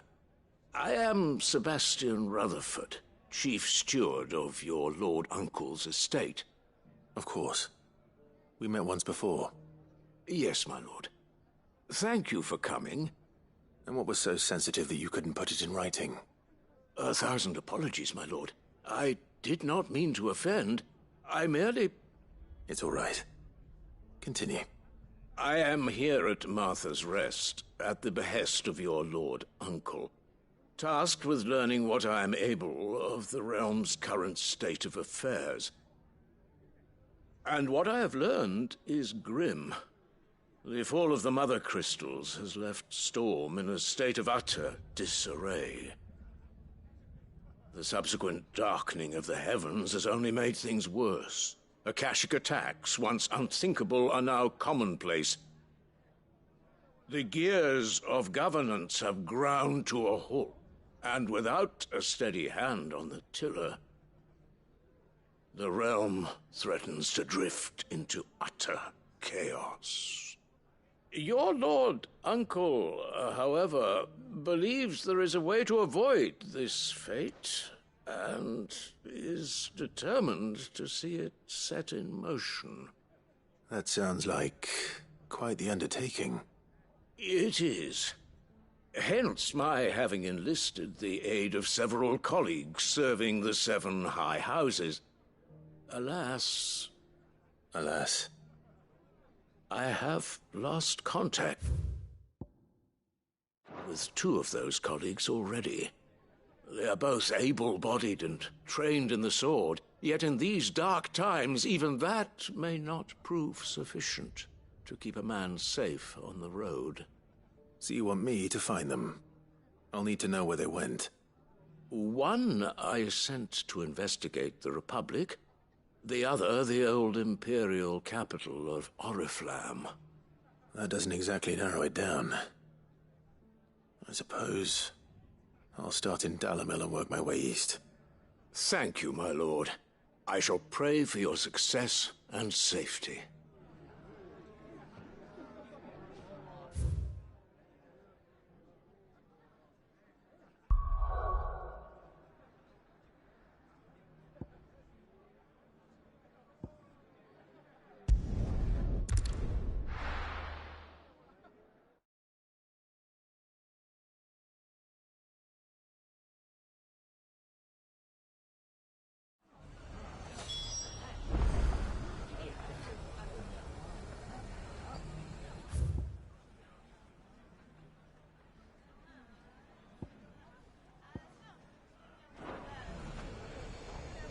It's not going to be easy finding one man in an entire republic.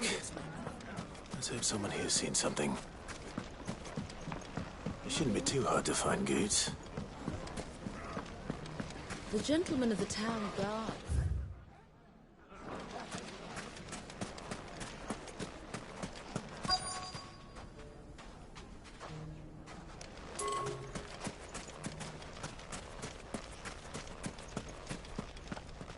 Anything I can interest you in?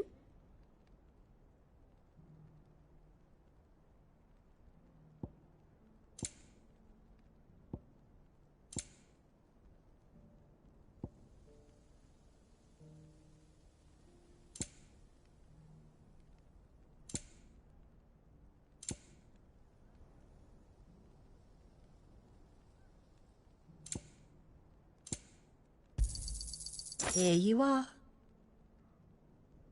Thank you for your custom.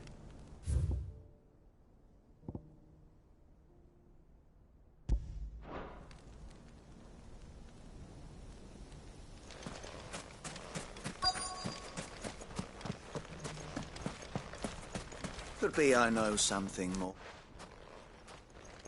Clive, listen! I found someone who says he's heard the rumours about Nan. Have you? Go on. Tell him what you told me. All right. It's like I said. A wizened old crone by the name of Karen's been selling steel to whoever will pay her price, be they knight or knave.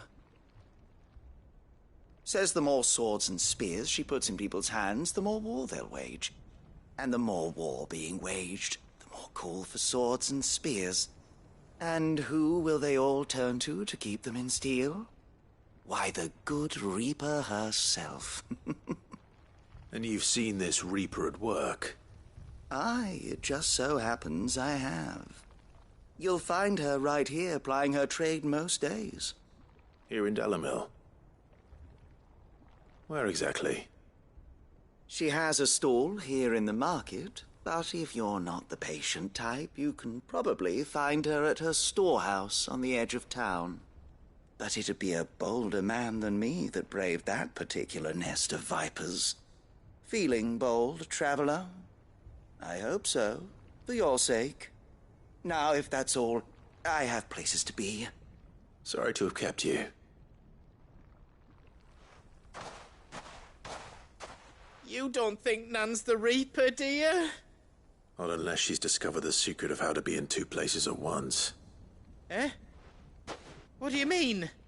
Lady Karen hasn't left the hideaway in weeks. So who has been running this stall he spoke of?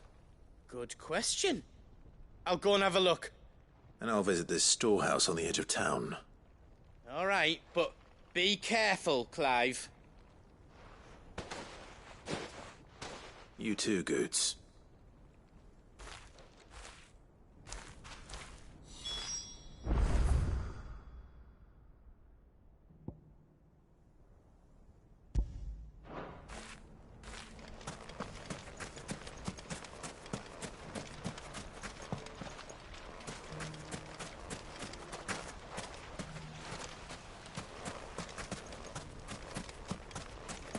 Finest shell swords in Storm.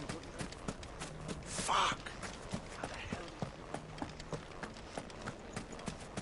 The gentleman of the town guard is...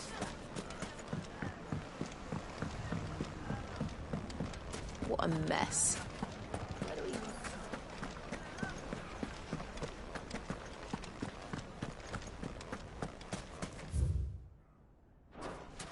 You fought very bravely. The safety of the town is in our hands.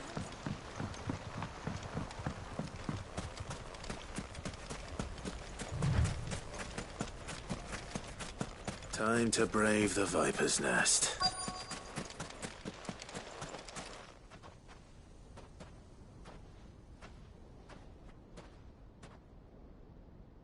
Just you, is it? Thought I might have laid it on a bit thick.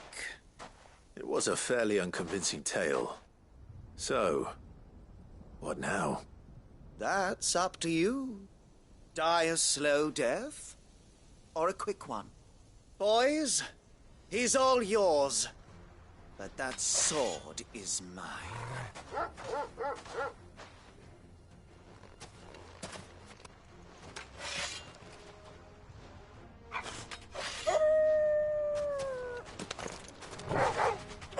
Leave now and we can pretend this didn't happen.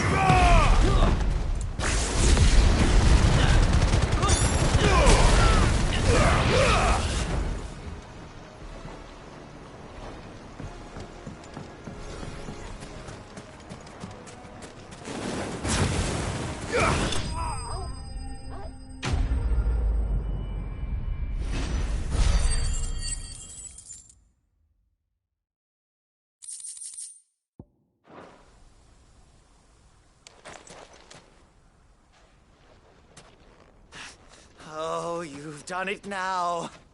Go on. Tell me what I've done. When the Borgwyn finds out you've killed his men, he'll have your head. He only wanted that bull of a manservant, the dim one always clinging to Karen's skirts. You weren't even supposed to be here. Who the hell are you anyway? What were you going to do to him? The Borgwyn wanted him to get to Karen. I was only supposed to point the lamp in the right direction once he arrived in Dalamil. But then you turned up. Well, go on then. If you're going to end me, end me. You're not worth the effort. Now be gone, before I change my mind. Fucking coward! I need to find Goetz. Right now.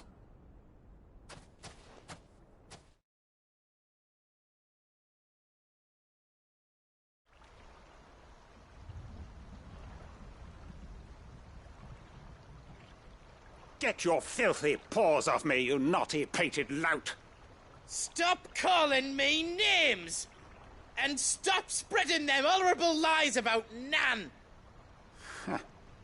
Well, that will be easy enough. For they are not lies. Every last word is true. And she must pay for her crimes in blood. Blood? Goetz, are you all right? He's gonna kill Nan! He said she had to pay in blood! After what she did, it is only right. She ruined my life and the lives of countless others. That loathsome harpy's very existence is a crime, and I will not allow it to continue. Goots, was it? I have no quarrel with you. Only with your employer. Run along now. You need not pay for her sins. No. No? I don't care what she did. I won't let you hurt Nan. Promise me you won't hurt her, or I'll kill you myself! Goot, no. Enough, all of you!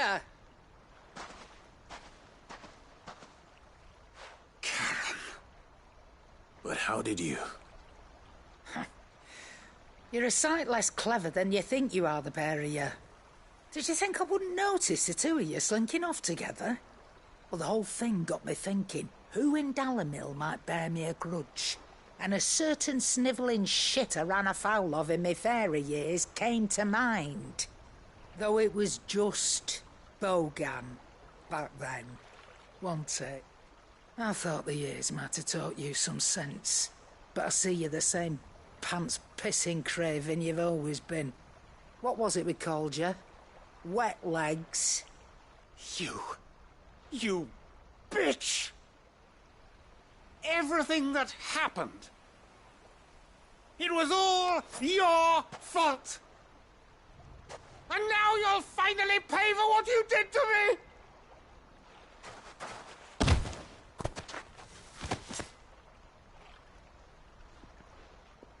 Goots, you... If you want a piece of Nan, you'll have to go through me. Fuck. You great galoot. Out of the way, I can handle this myself. So, wet legs, you remember what you told me when we last met?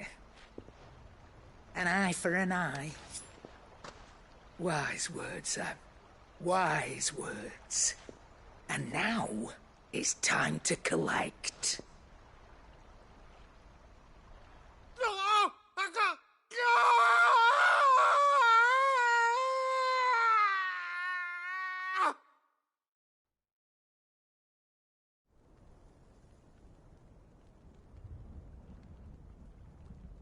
Sorry to keep you waiting.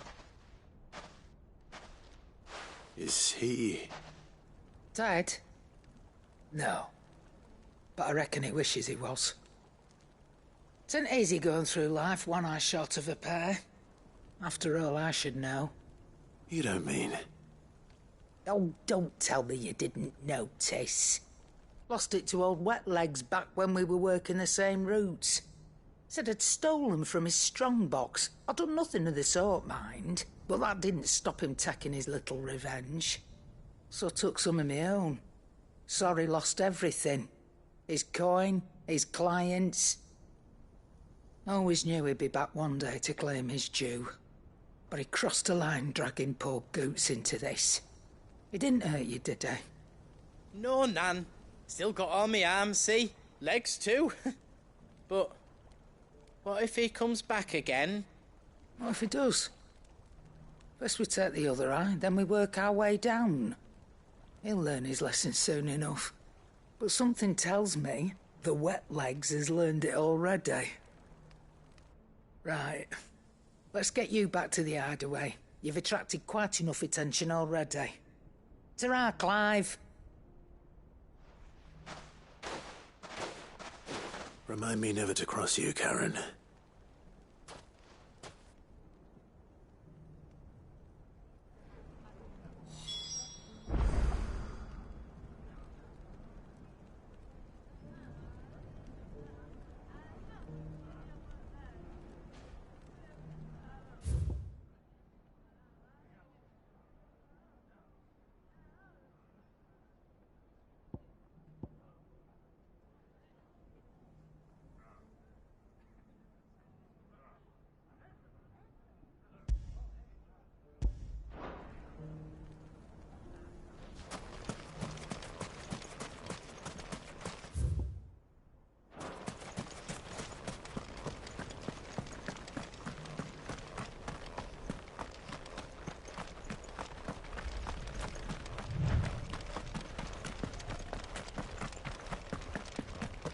Someone's got himself in trouble.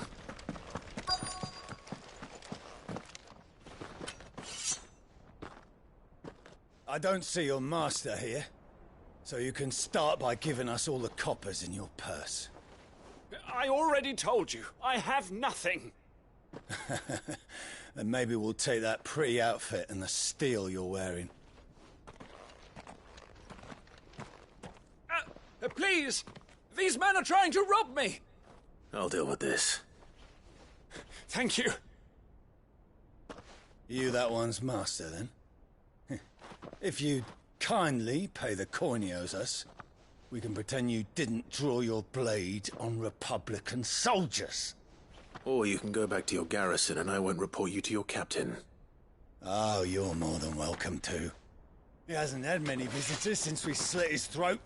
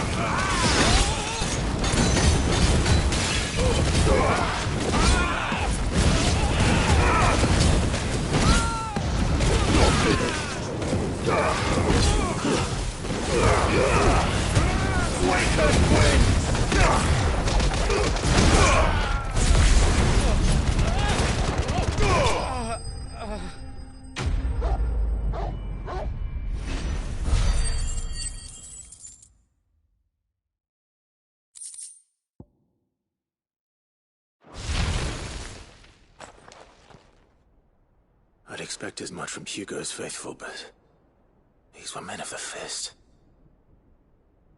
Much has changed in the Republican army since they lost their rock.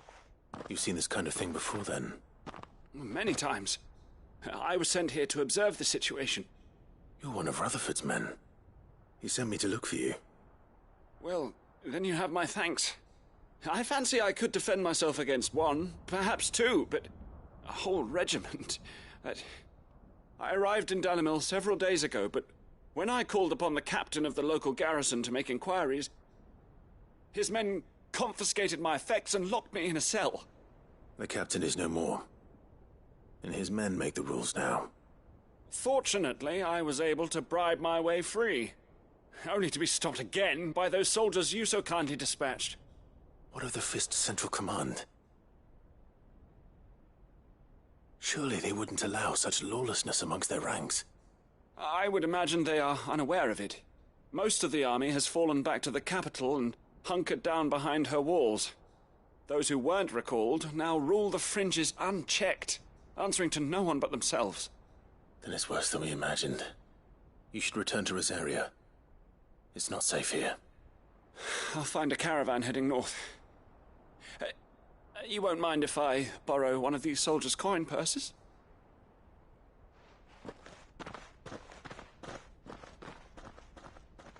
Not at all. Now, to find this second associate of Rutherford's. If he was bound for Oriflamme, I'll start at Northreach and see if I can pick up his trail.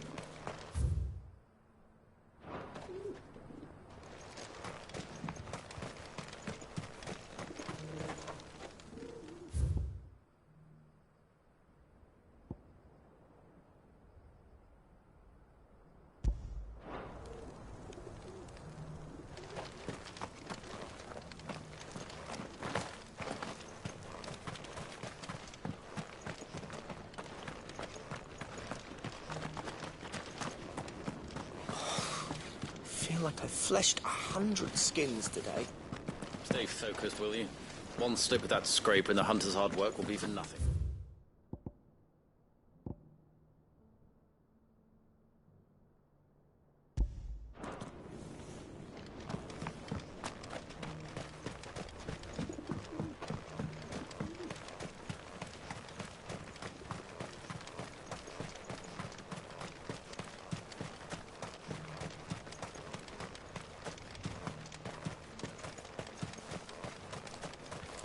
The free cities and a sea?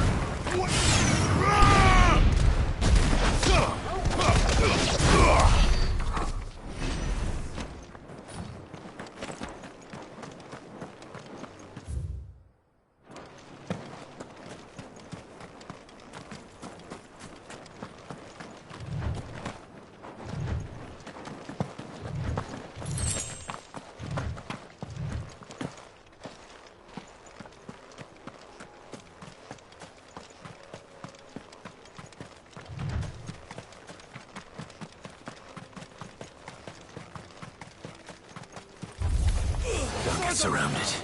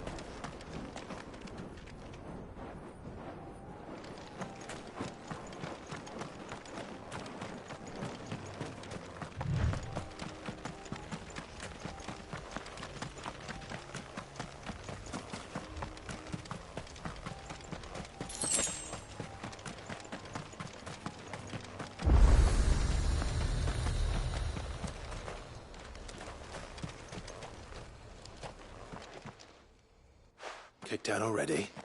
No. This charmer ain't letting anyone through. Why are the gates closed? Chief's orders. No one's allowed in without his say-so. Not that I'd have let you in anyway. You look like I suggest you go home. That's what I'm trying. Ain't changed a bit, have you, Snotty? No. It isn't. Blackthorn. Long time no see, eh? What the hell are you doing here? Well, it was meant to be a surprise, but since you are so nicely, I'm here to see Zoltan, you fucking numbskull. Now let us through. All right. Just don't go starting anything with the chief. Yeah, I promise I won't throw the first punch. That good enough for you?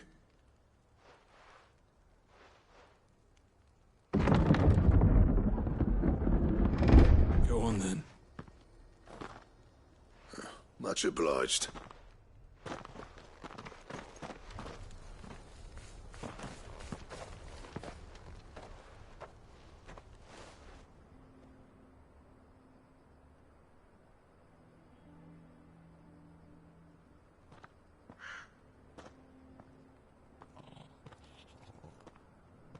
So this is Dravosht. Not much going on, is there? It's a smithing town. When I was a lad, you'd have to shout to be heard over the sound of hammer on anvil.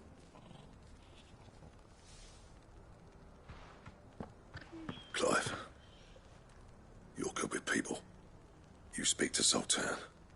Hey, you ain't backing out now, are you? There's a river of bad blood between me and the chief. But if someone can build me a bridge, then I'll cross it. All right. I'll see what I can do. I appreciate it. It'll be near the forge on the hill. It was our master's. He'd have inherited it when I left. The forge on the hill. Good luck. You'll be needing it.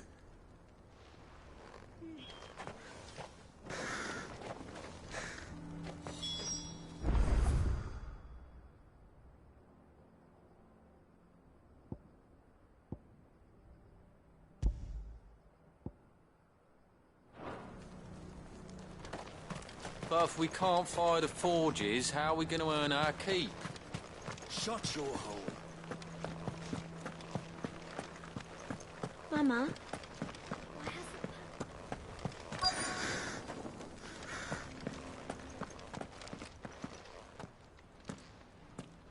Hotter! Hotter, damn it!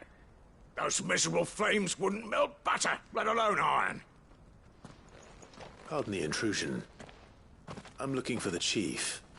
That'd be me. It's a pleasure to meet you. I'll bet it is. Keep the gates closed, I tell him. Well done, Snotty. You're not welcome here.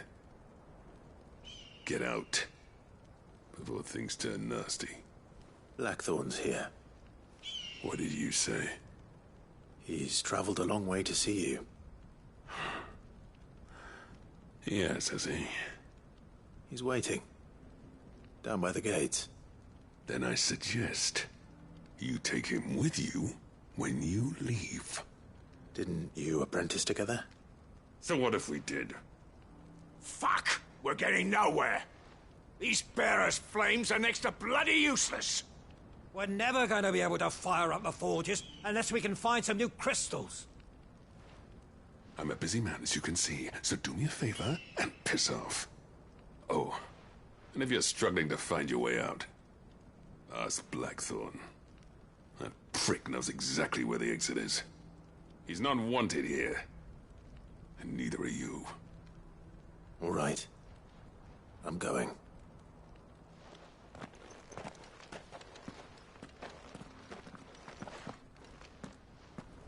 Please, Chief, you've got to do something. If this keeps up...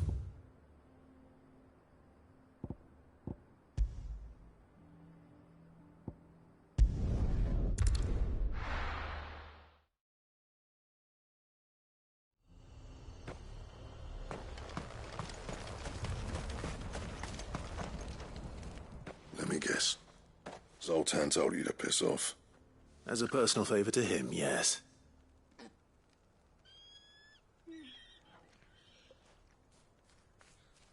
Well, at least he didn't beat about the bush. There'll be no talking him round. Not after what I did. Which is what exactly? If we're to help, we need to know. What turned the village against you? I left. Dravozd. Zoltan. The burden of leadership our dying master dropped in our laps. All of it. There are two kinds of smiths in this world, you see. My kind, who are in it for the love of the craft, who labour on a single piece from dawn to dusk to get it just right. And the other kind, who are in it for different reasons. People like Zoltan, whose work is quick and cheap. The kind of smiths who shit out a few hundred blades, reap the profit, and divvy it out among themselves. There wasn't a single day we weren't at each other's throats. And bit by bit, people started taking sides. You would have torn Dravozd in half had it gone on. So, I left. You didn't have to do that. Zoltan's a better chief than I would have been. His way of doing things kept food on people's tables. Dravozd prospered without me and my lofty ideals getting in the road. Until the crystals run out at any rate. Without magic to fire the furnaces, this place is as good as dead. It depends on how you look at it, though. There's got to be other ways of making fire. We manage it in the Deadlands. Thanks to Sid's ingenuity, yeah. He saw all of this coming. Knew crystals were the problem, not the solution. And spent years coming up with ways of doing without. You know what I mean, though, right? Where there's a will, there's a way. What I'm trying to say is that it's not your fault. You couldn't have predicted this. It doesn't matter whose fault it is. I don't want to be the greatest smith alive just because I happen to be the last. Clive. Dravosh won't last long without its furnaces. So, do you think it's time we shared Sid's bellows with the world? The way I see it, it's your decision to make. Hold on, Blackthorn. Sid made those things for us. They give us an edge over the rest. And you'd be throwing it away. All right. Do it. This place was your home. I won't abandon it to its fate. Sid's creations were never meant to be hoarded. It was only ever a matter of time before we shared them. Let this be another step on the road to freeing Valisthea from the prison of the Crystal's blessing. Dravost will show the world that it's possible. Wouldn't you agree, August? When you put it that way, of course. It's like hearing Sid speak from beyond the grave. Thank you, Clive. Shall I go and fetch the plans, then? I know I'm off by heart. I'll be needing some help, though. Building a furnace isn't exactly a one-man job. Do us a favour and round up anyone strong enough to lug a brick or two, would you, August? All right, then. And I've got a job for you too, Clive. Finding me some salamander skin. I need leather for the bellows and nothing else will withstand the heat. Luckily for us, salamanders feed out in the fields of Carava. Time for a spot of hunting, then.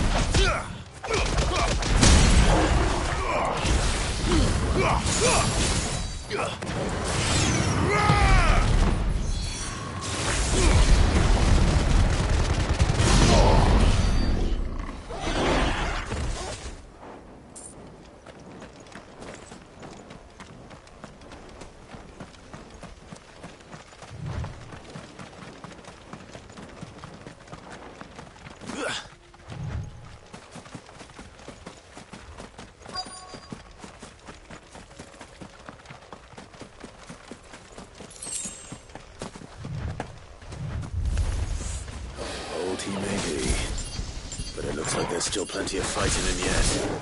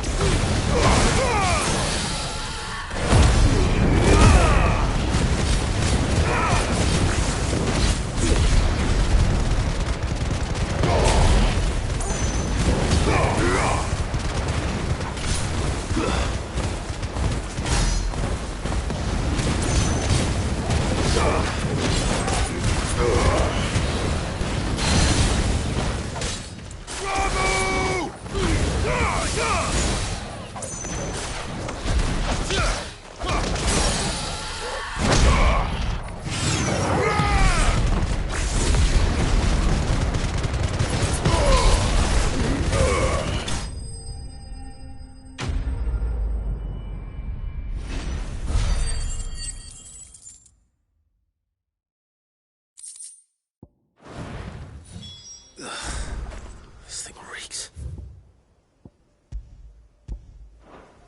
The sooner it's off my hands, the better.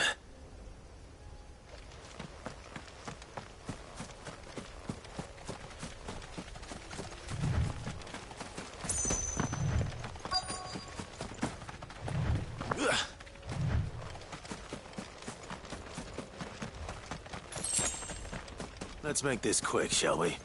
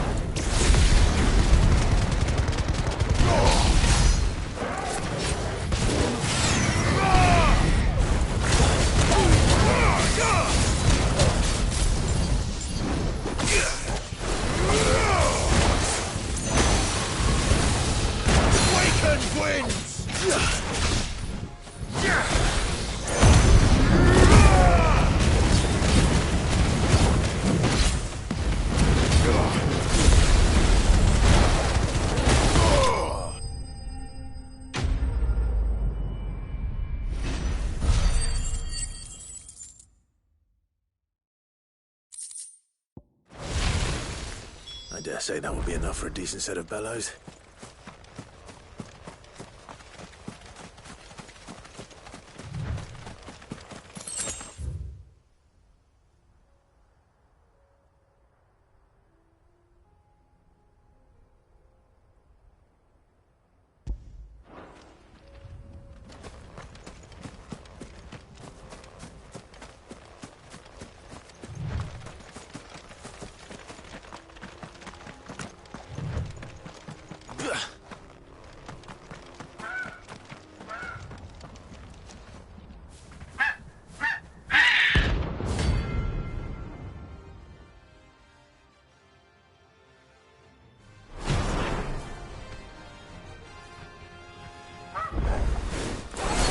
No shock of a I've ever seen. Nothing tells me it won't be easily broken.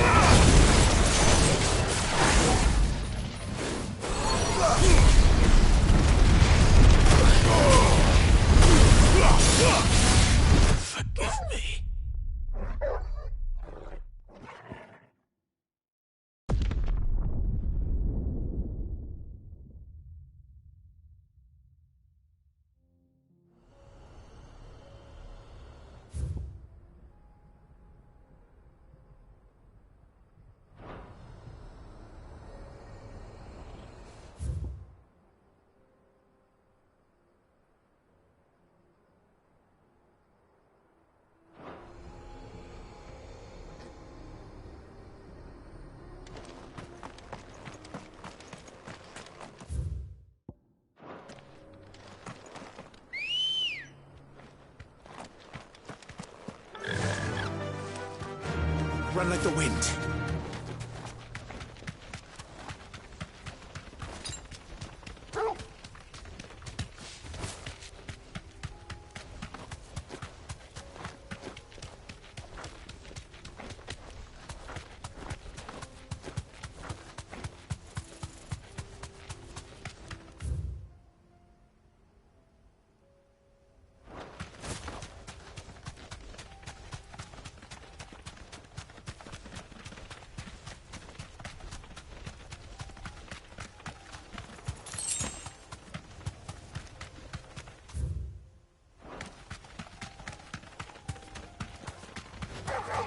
All right.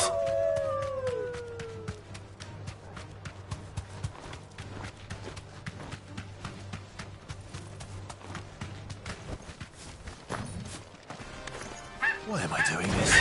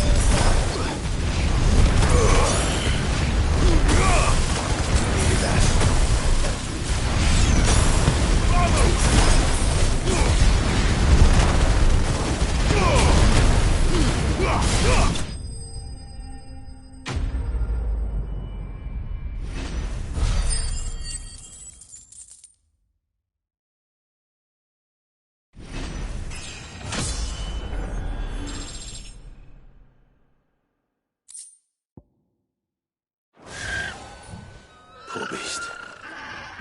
There was nothing I could do.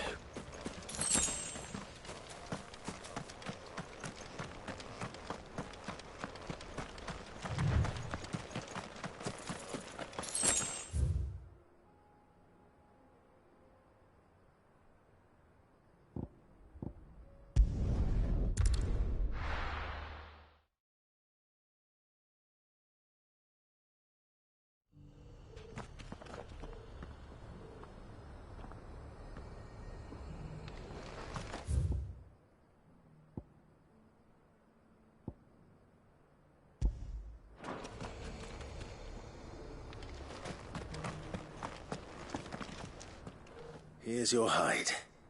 I worried you might never return.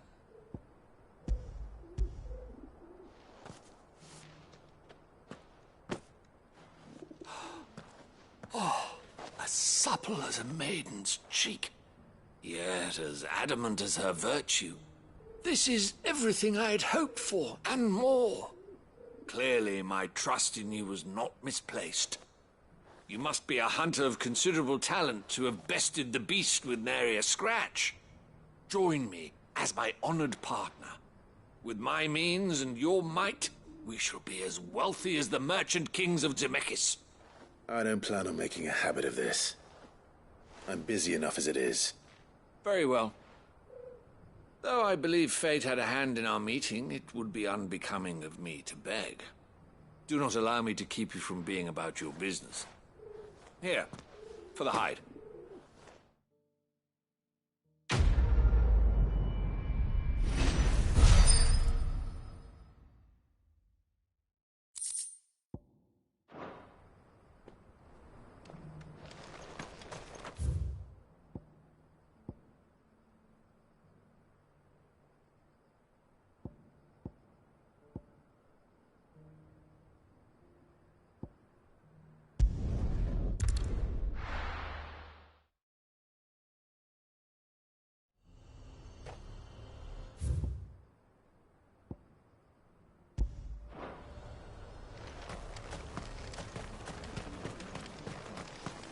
What's this all about, then? Don't know. Any trouble finding the skin? Nothing I couldn't handle.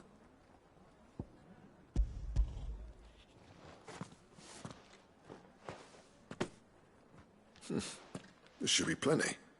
Right then, time to put these louds to work. If everyone pulls their weight, we'll be finished in no time.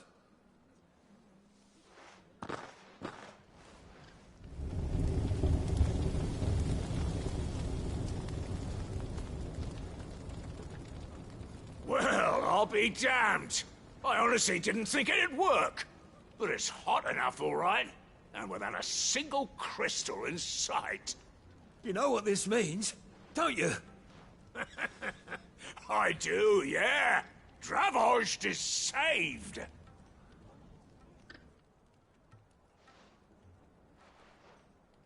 Sorry about earlier.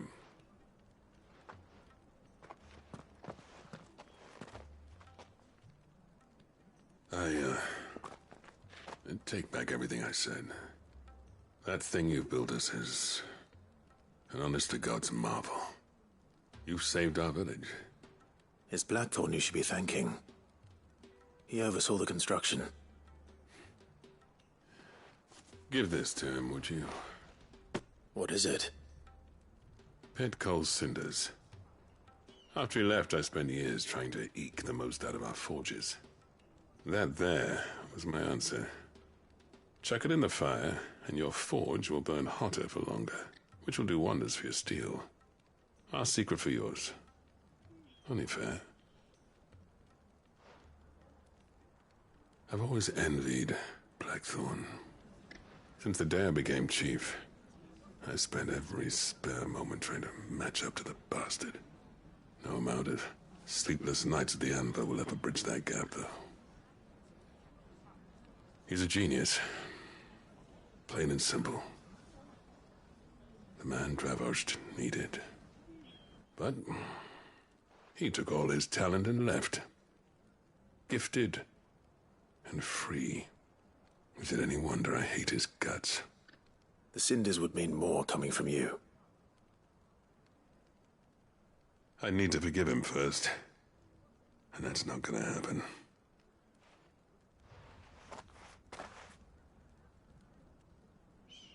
Well, you know what they say. Oriflamme weren't built in a day and all that. These things take time. Especially when they involve two geezers who hold grudges tighter than their hammers. But what matters is, Blackthorn's got that twinkle back in his eye. And I'd call that a job well done. So would I. I reckon he's going to be at it a while yet, though, so why don't you head off without us? I'll see that the old git gets home safe and sound. See that you both do. I'll save the cinders till then. All right. It'll be a nice little surprise for him.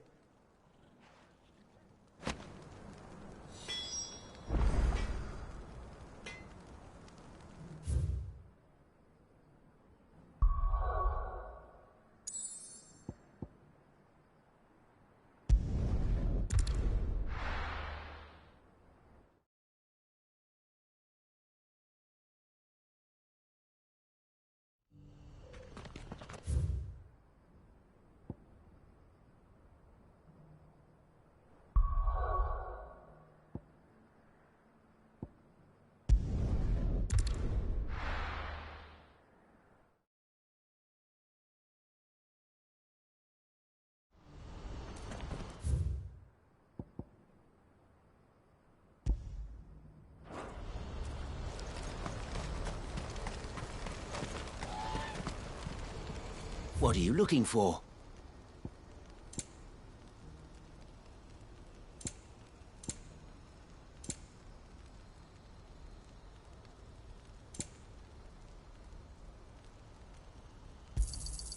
You've a discerning eye. A fine choice.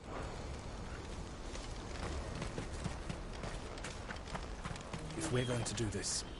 Clive, your timing is impeccable. It just so happens that right at this very moment, we're in need of someone with your talents. And what talents would those be? Why, your fearlessness, and your skill with a blade. I'm listening.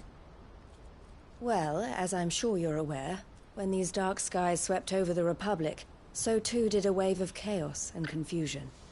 Randalar has been particularly badly affected. Many of the capital's bearers have lost their masters, or taken the opportunity to flee them. None remain free for long, of course. Most find themselves under the protection of the Fist before they get far. But the army too is in disarray, and finds itself unable to provide for its new charges. Which means it has been looking to sell. And you've been looking to buy, to make sure these masterless bearers remain that way. Precisely. It's the perfect opportunity to free dozens more, and for an attractive price, no less. So where does my skill with a blade come in? Though we may have the funds to buy these bearers, we have nowhere to house them. So we've been searching for a place where they can be resettled. Somewhere far from the prying eyes of those who would see them enslaved once more. And we believe we have found one. Cashlock. A small hamlet hidden in a canyon. The place was abandoned a long time ago, but when the men moved out, the beasts moved in. And so we seek the aid of a fearless swordsman to encourage them to look elsewhere. You'll help, won't you? How could I refuse? Excellent. Theo, if you wouldn't mind making arrangements for the transportation of our guests, as we discussed. Of course. Leave everything with me. Sounds like you'll have your work cut out for you. I will. We have an entire village to stock and furnish. Residents and all.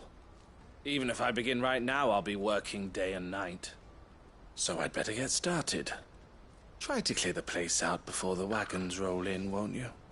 I'll do my best. You will find the village in Chaidra's Thread, past Lateney's Cleft. My man there will open the gate for you. All right. Wish me luck. I'm sure you won't need it.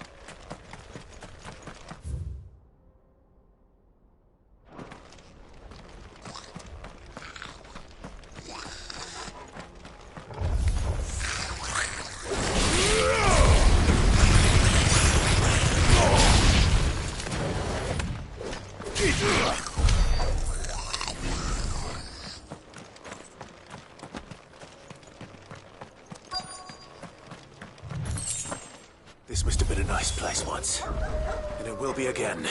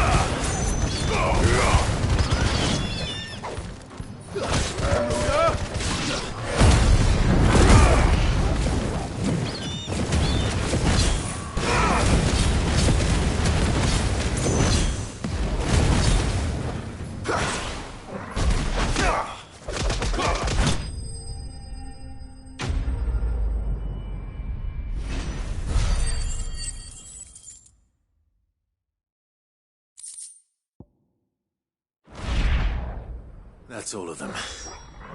Come on, Toggle. Let's head back to Boklad.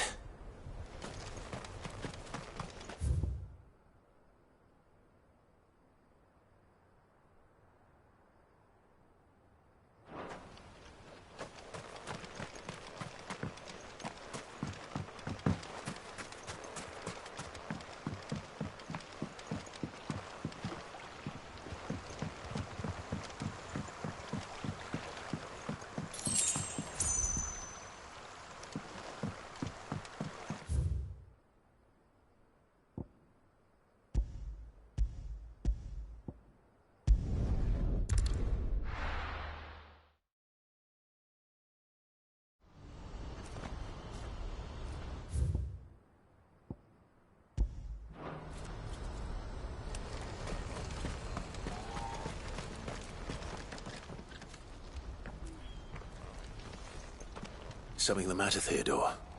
Quiet. Those are our terms. I trust that you will give them your full consideration. I shall. Thank you.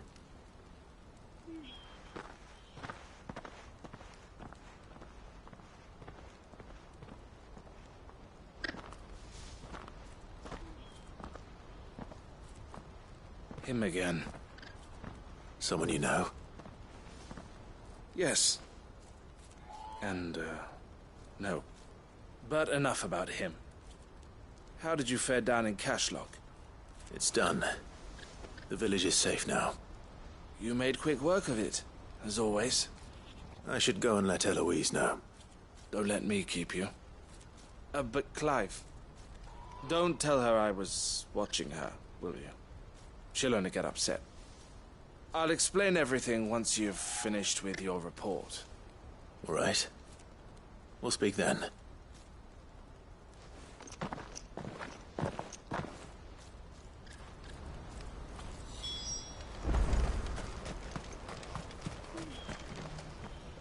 Eloise, I just got back from Cashlock. The village should be safe now. Thank you, Clive. Here, something for your trouble. Well then, now that you have laid the groundwork for our little project, I suppose we'd better finish the job. The first thing we'll need to do is make sure our offer for the bearers is accepted. You're still in negotiations? We are. A trusted colleague has been dealing with the Fist on our behalf, but things have been trickier than we anticipated. I suppose it's to be expected. This is the army we're dealing with. Fighting's what they do. But we shall emerge victorious in the end. Well, if you need any help, you know where to find me. I'm not sure I do, but thank you all the same.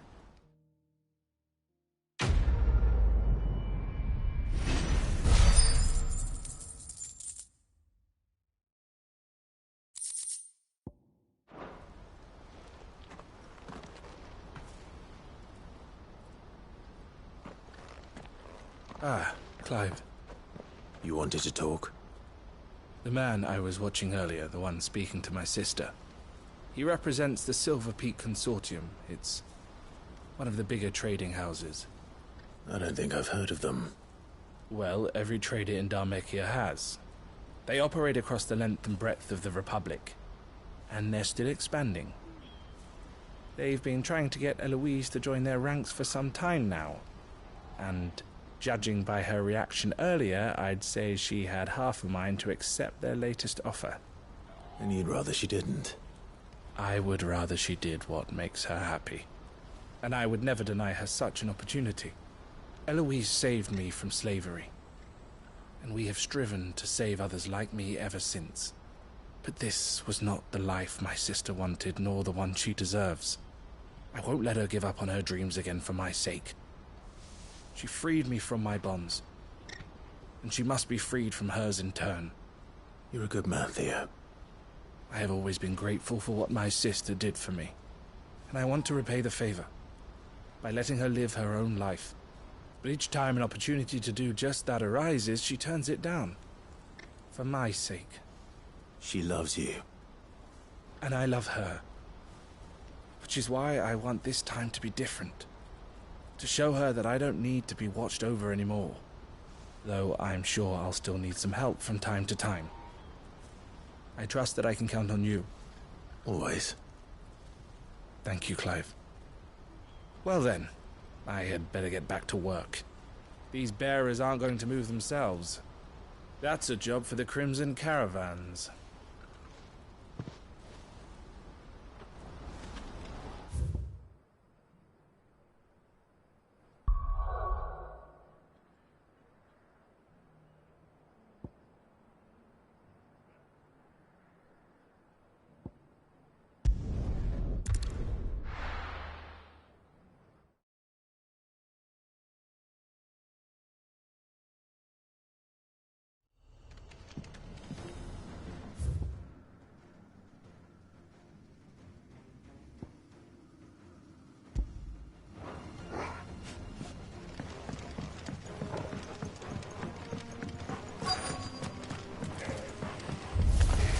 Enough of you out there.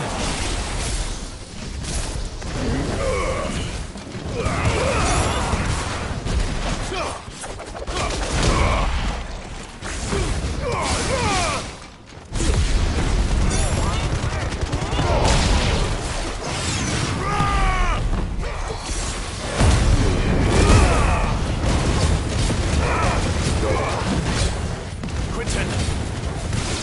Hold on. I'm gonna get you out of here!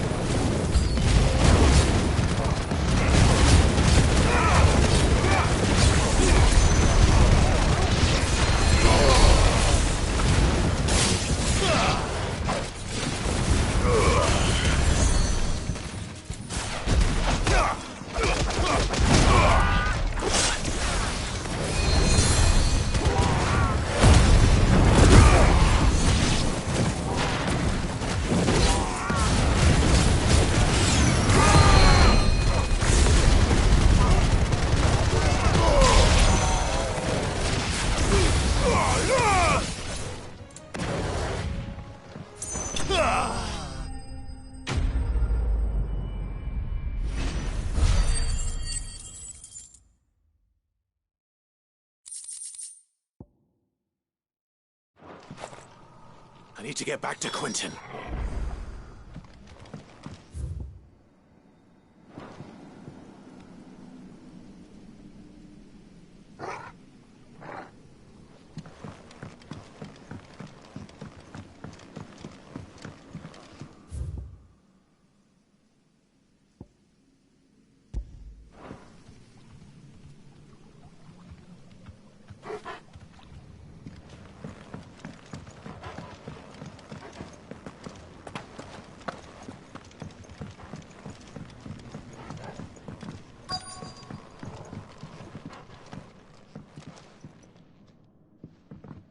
Quentin! Quentin! Look at me! Thank the Founder.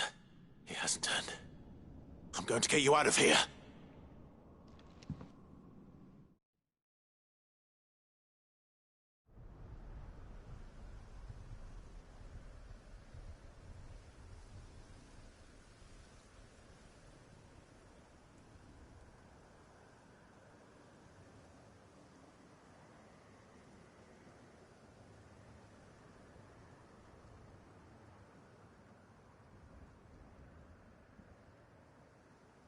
Welcome back to the land of the living. Is Lostwing? The flood has filled the valley. I see. Then all is at an end. A strange way to achieve one's life's ambition. No, Master Quentin. Save your strength. Why?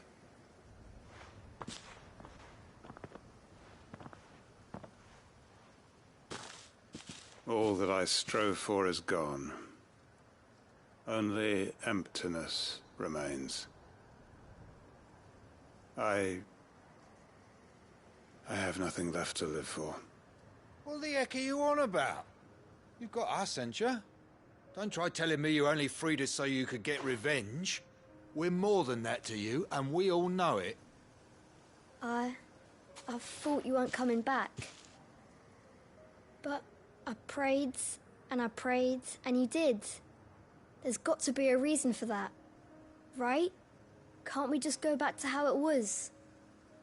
You know, you looking after us all. Your work ain't over yet, Master Quinton. We believed that you were the right man to lead us, and we still do.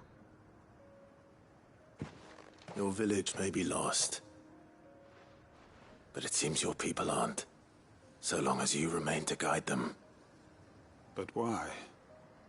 After what why would anyone follow me? 'Cause we're family, aren't we? Family? Yeah, and all our comrades who went with you, they felt the same. Lostwing weren't just a village. It was all of us. It was. And as long as we're still here, it is too. We can start again. Build a new Lostwing. Right here in the Bales.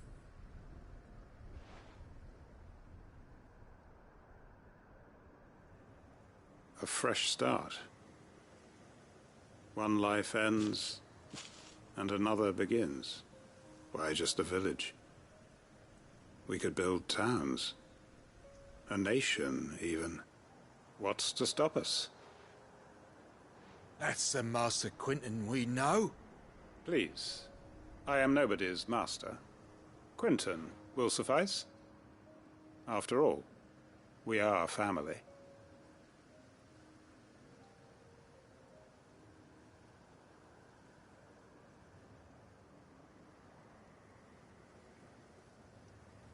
Permit me to withdraw my request. I will no longer be needing your help in looking after my people. I'll pretend you never asked. But you must be rewarded for your efforts on our behalf. You saved my life twice over.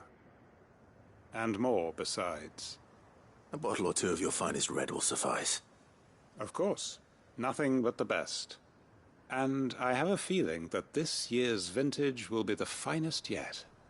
If you don't mind waiting, that is. I look forward to it.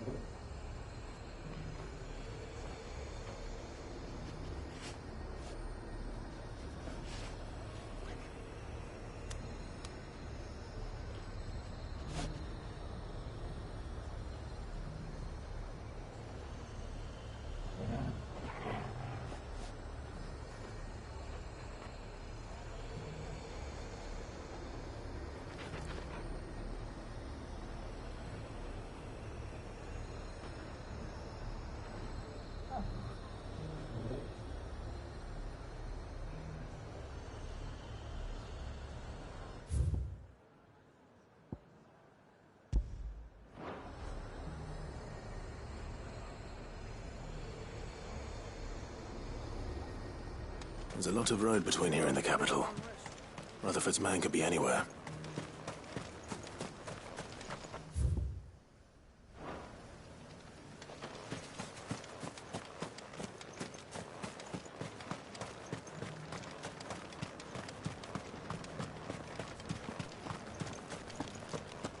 There were ghosts at the gates not days ago.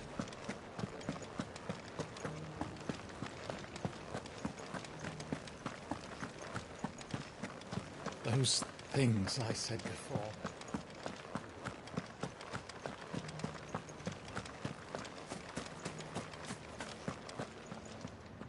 Milady, I come bearing gifts. Gifts?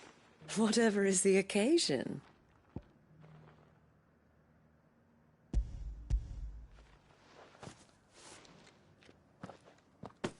Oh my. Clive, you really have outdone yourself. Otto asked me to give it to you. To settle the Hideaway's debt with the Veil. And to compensate you for the time it took us to do so. Oh, you disappoint me, Clive. I thought you might finally be warming to me. Tell Otto he can keep his baubles. I tried to tell him as much the first time around. The man owes me nothing, nor does the Hideaway. My contribution to the restoration effort was made freely and willingly. It was the least I could do. You once told me Sid did you a kindness. I'd like to do the same. Please, accept it. For my sake. And for Otto's. For all of us. For all you've done. It is rather fetching, isn't it? Very well. Otto is lucky to have you, Clive. I doubt anything could ever replace his son. But you and the others at the Hideaway are the closest thing he has to family. Otto had a son. Long ago, yes. Sid told me Otto lost him when he was just a boy, and blamed himself for not being able to stop it. I don't know how it happened, whether there was anything he could have done, but it was clear that it weighed heavily on him. I didn't know. How could you have? I doubt anyone did. Besides Sid, I've never met a man more keen to bear his sorrows in stoic silence. An ill habit, given that both have always been surrounded by friends desperate to help them. I'm beginning to see that.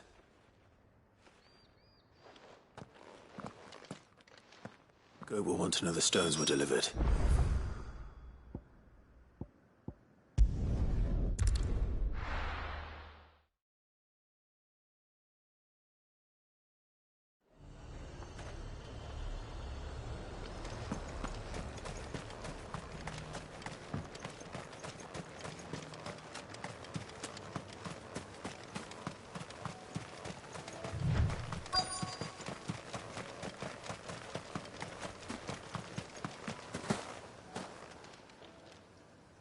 What happened here? If you're with the others, they've already relieved me of my belongings. I'm not. I'm looking for someone who was sent here by a man named Rutherford. And then you found him. I am Alistair Rockford, attendant to the Lady Ariane of House Wellesley. Of the 7 high houses of Rosaria. It's been a long time since last I saw my great-aunt. Is she well? My Lord Marquis? Yes. Yes, she is. The Lady Dowager has granted me leave to assist your Uncle Stuart. I was on my way back from the old capital when I saw some villagers being robbed on the road here. Bandits? They looked more like field hands, but it didn't matter in the end. I did what I could to help the victims, but all it earned me was a pommel to the temple. Which way did they go? South, toward the gate. All right. I'll take care of them. Founder knows I've met enough of their kind. You head back to Northreach, visit the Vale, tell them I sent you. Thank you. I shall. Founder be your shield.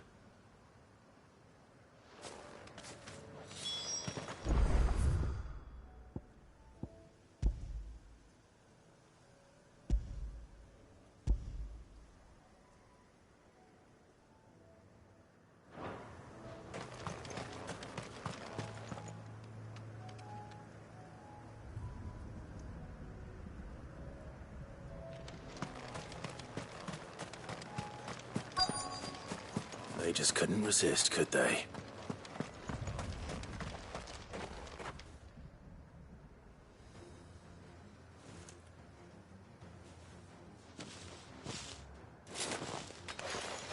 This one's ours, pretty boy. This one.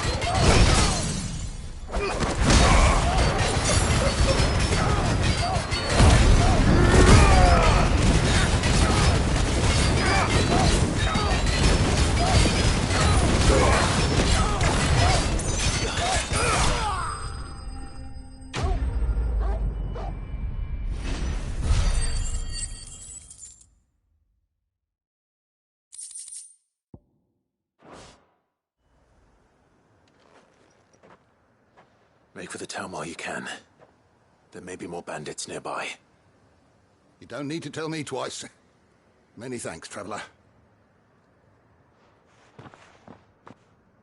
This looks to be all of them. I thought I told you to make for the Vale. And stand by as ill might befall the heir to the ducal throne. It's just Clive, and I'm fine. Which is more than can be said for you. I will survive. Strange that the garrison wouldn't intervene in such a brazen attack so close to their gates. The garrison have their hands full inside the city. Some days they don't even send out patrols. There are few hands left to work the fields, and even fewer to transport the grain. The market stalls are nearly bare, and the price for what remains is exorbitant. It's not uncommon to see a fight break out over a crust of bread. When I said the ones who attacked me didn't have the look of bandits, I meant it. They were probably just desperate. Rockford, listen to me. If you are to continue your investigation, you first need to seek the attention of a healer. Of course.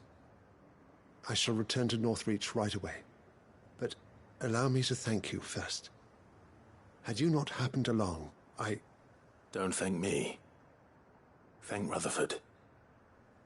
It was he who sent me. I suppose he'll be wondering where I've got to. I shall send a Bastolus as soon as I'm able. Good day.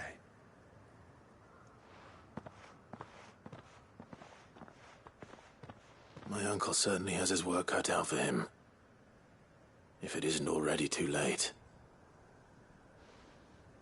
I should go and tell Rutherford that his colleagues are still in one piece.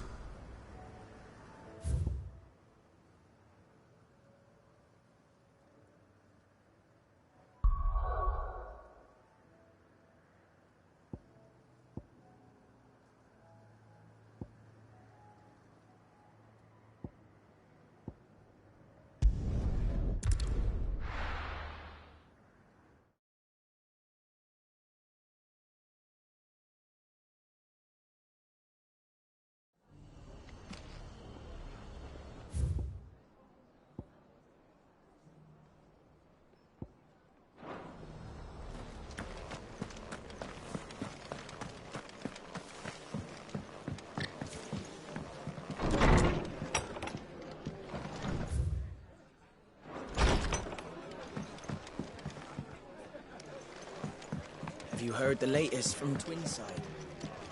That the Empress is... More. Never trust an owl bearing good news.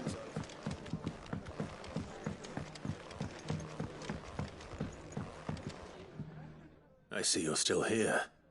The Rest's location affords a constant flow of traders, and with it, a constant flow of information. Speaking of which, I received word from both my associates. They have resumed their investigations, thanks to you. I only happened to be in the right place at the right time. They both seem to think the realm's prospects rather grim. I am afraid that grim would be putting it lightly. Storm is in crisis, and if we are to free her, we must work quickly. And we must work together. Such is your Lord Uncle's wish. As it is mine.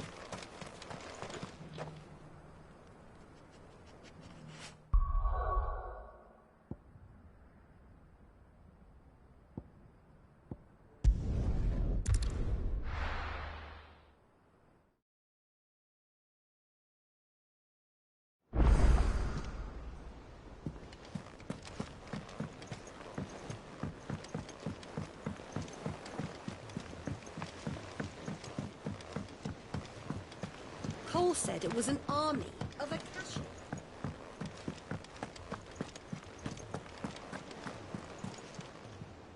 Goat. Still alive, I see. So Lady Karen accepted the ruby. Ah, about that. I tried my best, but she was just too stubborn to take it. She threw it right back in my face, in fact, and told me I could stick my stupid stone where the sun don't shine. Karen refused payment. I hope it wasn't something I said. I'm sure you were as tactful as ever. Let me see what I can do. Oh, wonderful. I hope you have better luck than I did.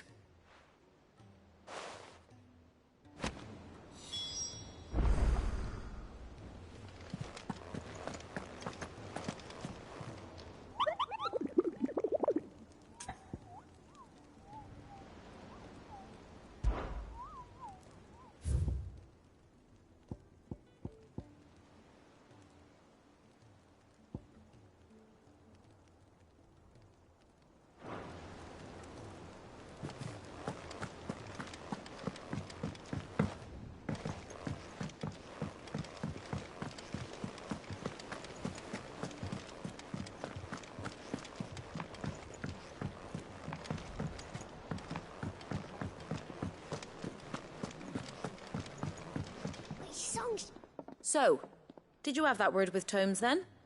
I did, and he was as helpful as ever. He told me exactly where to look, in fact.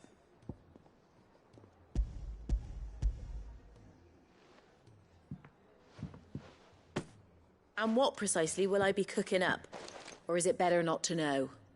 Blueback wyvern liver. And, a herb known as Saint's Bonnet. Ah, wyvern livers, was it? Well, at least it weren't actual worms, I suppose.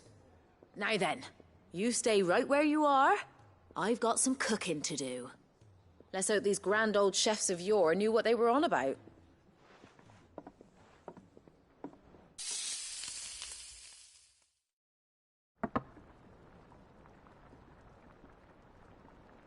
And here we have it. Fried mortress of skyworm. Ivan's offered to make sure it's fit for consumption. Well, I say offered. He as good as begged. And rightly so. Is there any higher honour than partaking in a slice of culinary history?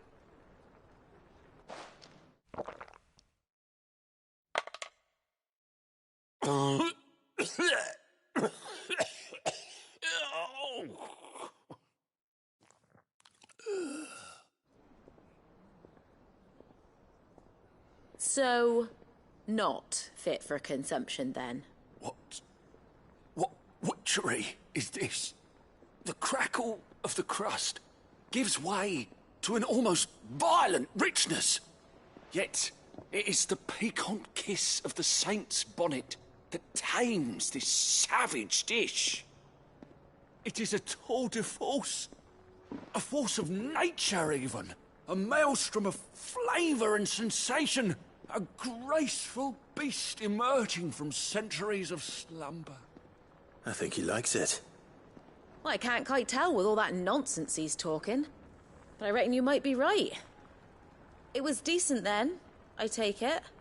Decent? It's remarkable. And I defy any man to say a word to the contrary. Sid, might I suggest that you command a party of your finest men and women to procure a dozen blueback wyverns forthwith? I'll give it some thought.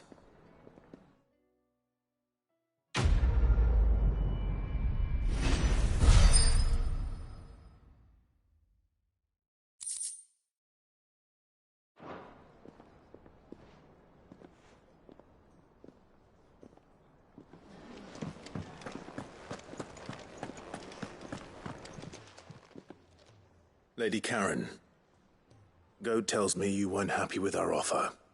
Would you prefer the debt was repaid in coin? What debt? I don't recall lending any of you lot me hard-earned gil. I may have tossed a talent or two in the Hideaway's coffers, but those were donations, and you can hardly call it charity if you go asking for it back. Of course not. But one good turn deserves another. And our circumstances have changed. Surely you wouldn't shun the gratitude of a pauper who happened to have become a prince. Oh, so you're a prince now, are you? Fine. But I'm selling it and taking what I'm owed, then you're getting the rest whether you like it or not.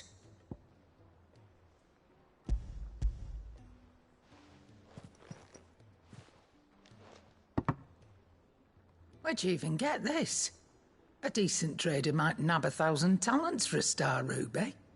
A canny one, meanwhile, might claim it were nicked from the belt of Sid the Outlaw himself and ask twice as much. Might be I already have a buyer in mind. Might be you even know her. A fine continental maid whose beauty's only eclipsed by a guile in commerce. You wouldn't mind, would you? Not at all.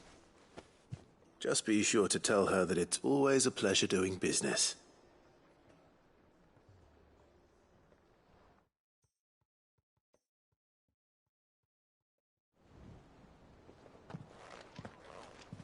I hear you ended up delivering all 3 stones.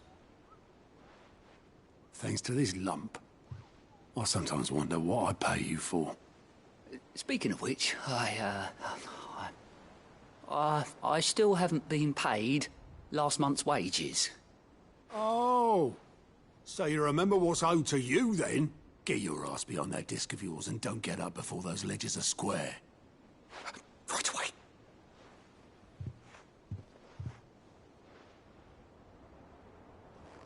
I've seen that before. You have, yeah. Plenty of times. It was the only goblet Sid ever used, either out of habit or because the filthy sod couldn't be bothered to find a clean one. I knew so little about him. Like most people. Martha and the Dame both seem to have fond memories of him. I bet they do. How long did you know Sid before he... Before he died. 20 summers, give or take. Back in the day, I was a purser on a trade ship, which is where I met him. He bought passage to... I forget where. And having nothing better to do on the long nights, we set up drinking island rum till the morning bell dragged me back to my duties. Quit my post not long after that. On account of making a fine maiden's belly fat. But me and Sid stayed close, promising we'd one day sail the seas again. That was before fate stepped in and said she was having none of it. The magic woke inside my son soon after his first name day. And there was no hiding his knack. Couldn't you and your family have? My family were the ones who summoned the constable. Wanted the monster taken away. I couldn't turn my back on him. Forget what I felt. And I couldn't for the life of me understand how they could. Luckily, Sid was of the same mind as me. It was him who stood beside me when all I wanted was to tear the whole world down. Him who cried for me when I had no tears left of my own. Him who swore he'd do everything he could to stop it from happening again. And he was true to his word, too. Left the Royal Army once and for all. His ranks, his ribbons, gone. Just like that. Threw away everything he had. All to right a wrong that no one else had the courage to face. I knew then I'd follow that man to the ends of the earth.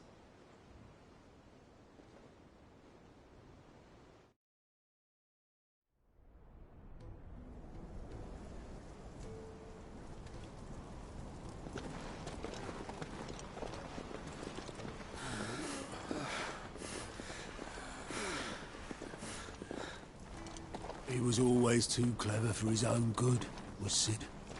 Saw the world for what it really was, while the rest of us were content to go along with the lie we were shown. And it can't have been easy, bearing that burden alone.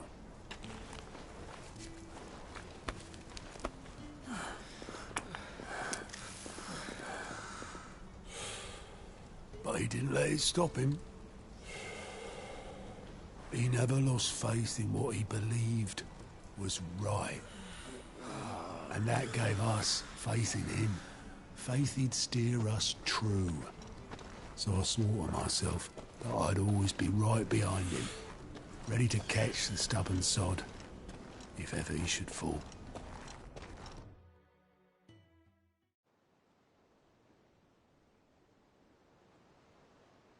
But I couldn't even do that.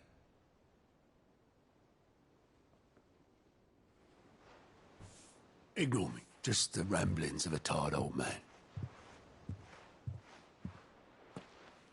Leave that lot. I'll tidy it up in a bit.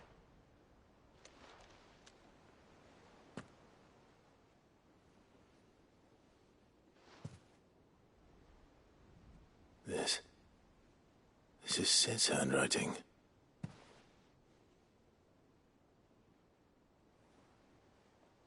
Dear Otto. I may be drunk, but I wanted you to know this place would be fucked without you. Love you, you grumpy old sod.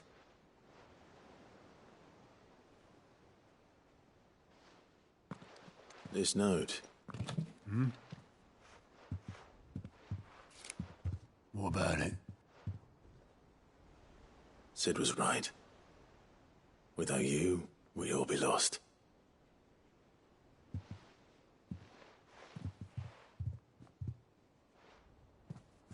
He should have bloody well said so then. Just once. Before he went. But then, why would he? Him, or anyone? I'd only have told him to piss off.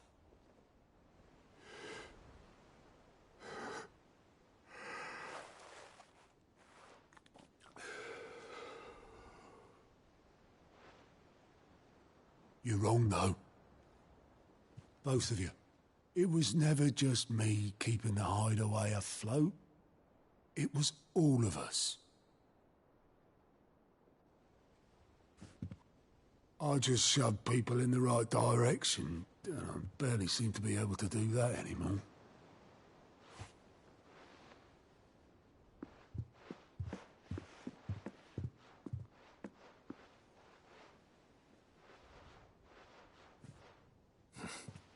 Would you rather go at the helm?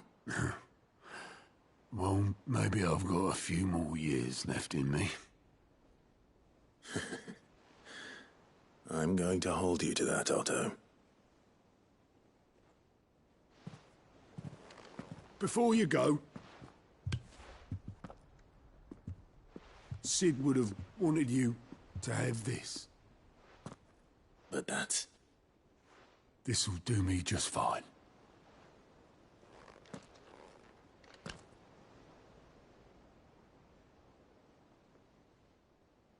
Thanks for the ray of sunshine. I'll see if I can't pay you back. Already have.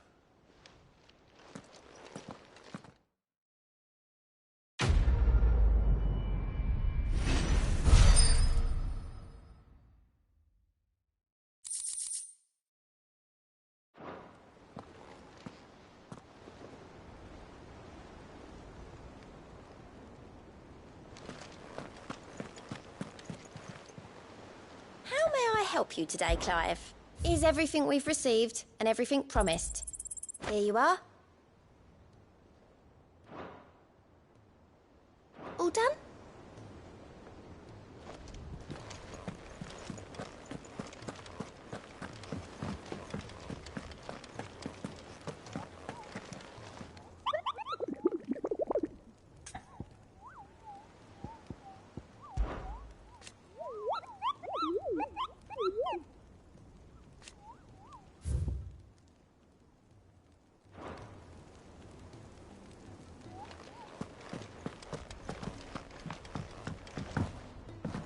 Cole said it was an army of Akashians.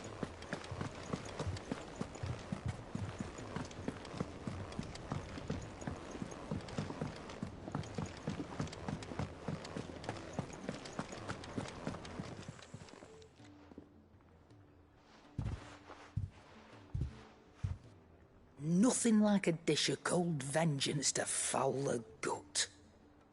I'm sorry, Nan. I didn't mean to make things worse. I just thought I had to protect you. Like you've protected me. Aye, well, someone had to. Your parents certainly didn't give a whit for your well-being. Reckon the both of us would be worse off if I'd not taken you on. You've always been me right eye, Goots. And I'd have you stay that way. So don't you dare go looking for trouble again. Well, I will. If you ever need help, I'll do it again and again, and you can't stop me. Why, you big lump. Fine. Play the hero if it makes you happy. Thanks, Nan. I won't let you down. There's nothing he wouldn't do for you. That's as maybe. But if he's ever to make his own way in life, he'll need to start looking out for himself as well. Till then, he'll need people to watch his back, just like you did in Dalamil. Don't think I didn't appreciate that. Of course. His family. Stop it. You make me one good eye, mister. I don't go thinking that'll do you any favours. A potion today'll cost you the same as it did yesterday.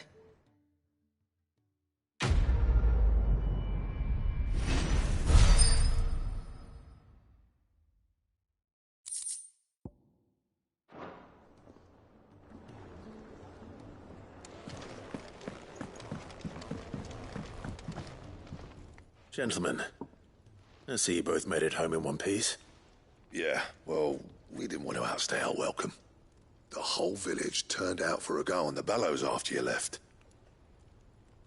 Everyone except Zoltanes. Didn't see hide nor hair of him. Oh, but that reminds me. I have something for you.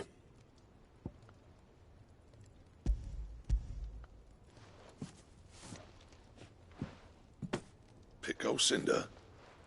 How'd you come by this?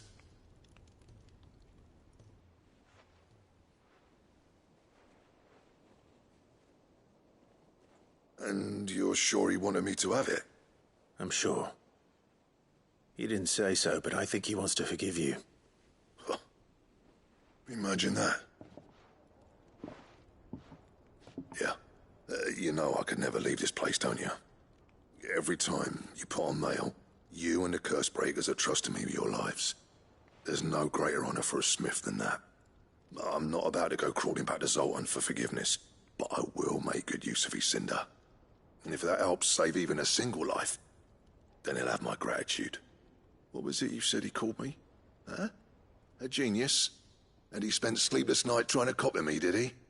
Sounds like I better get to work. I've got a reputation to uphold. It's good to see you back on form, Blackthorn.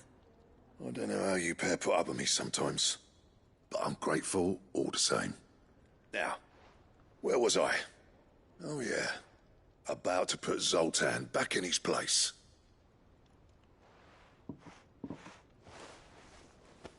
Ain't got the art to tell him how similar they are.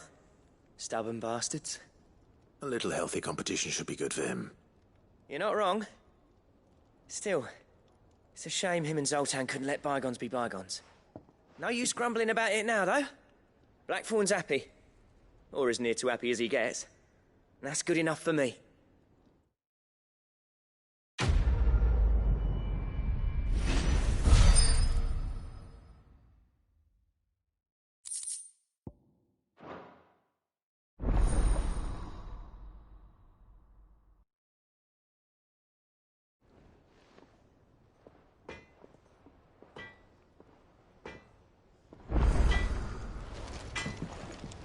So what do I owe the honor?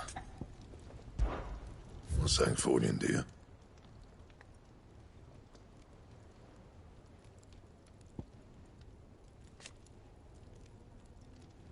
And?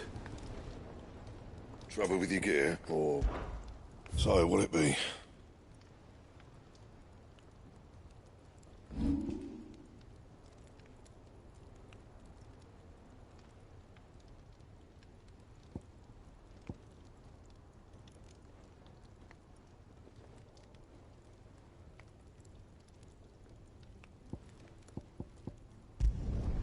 Not my best work, but it'll do. You can thank me later. That it? Fine.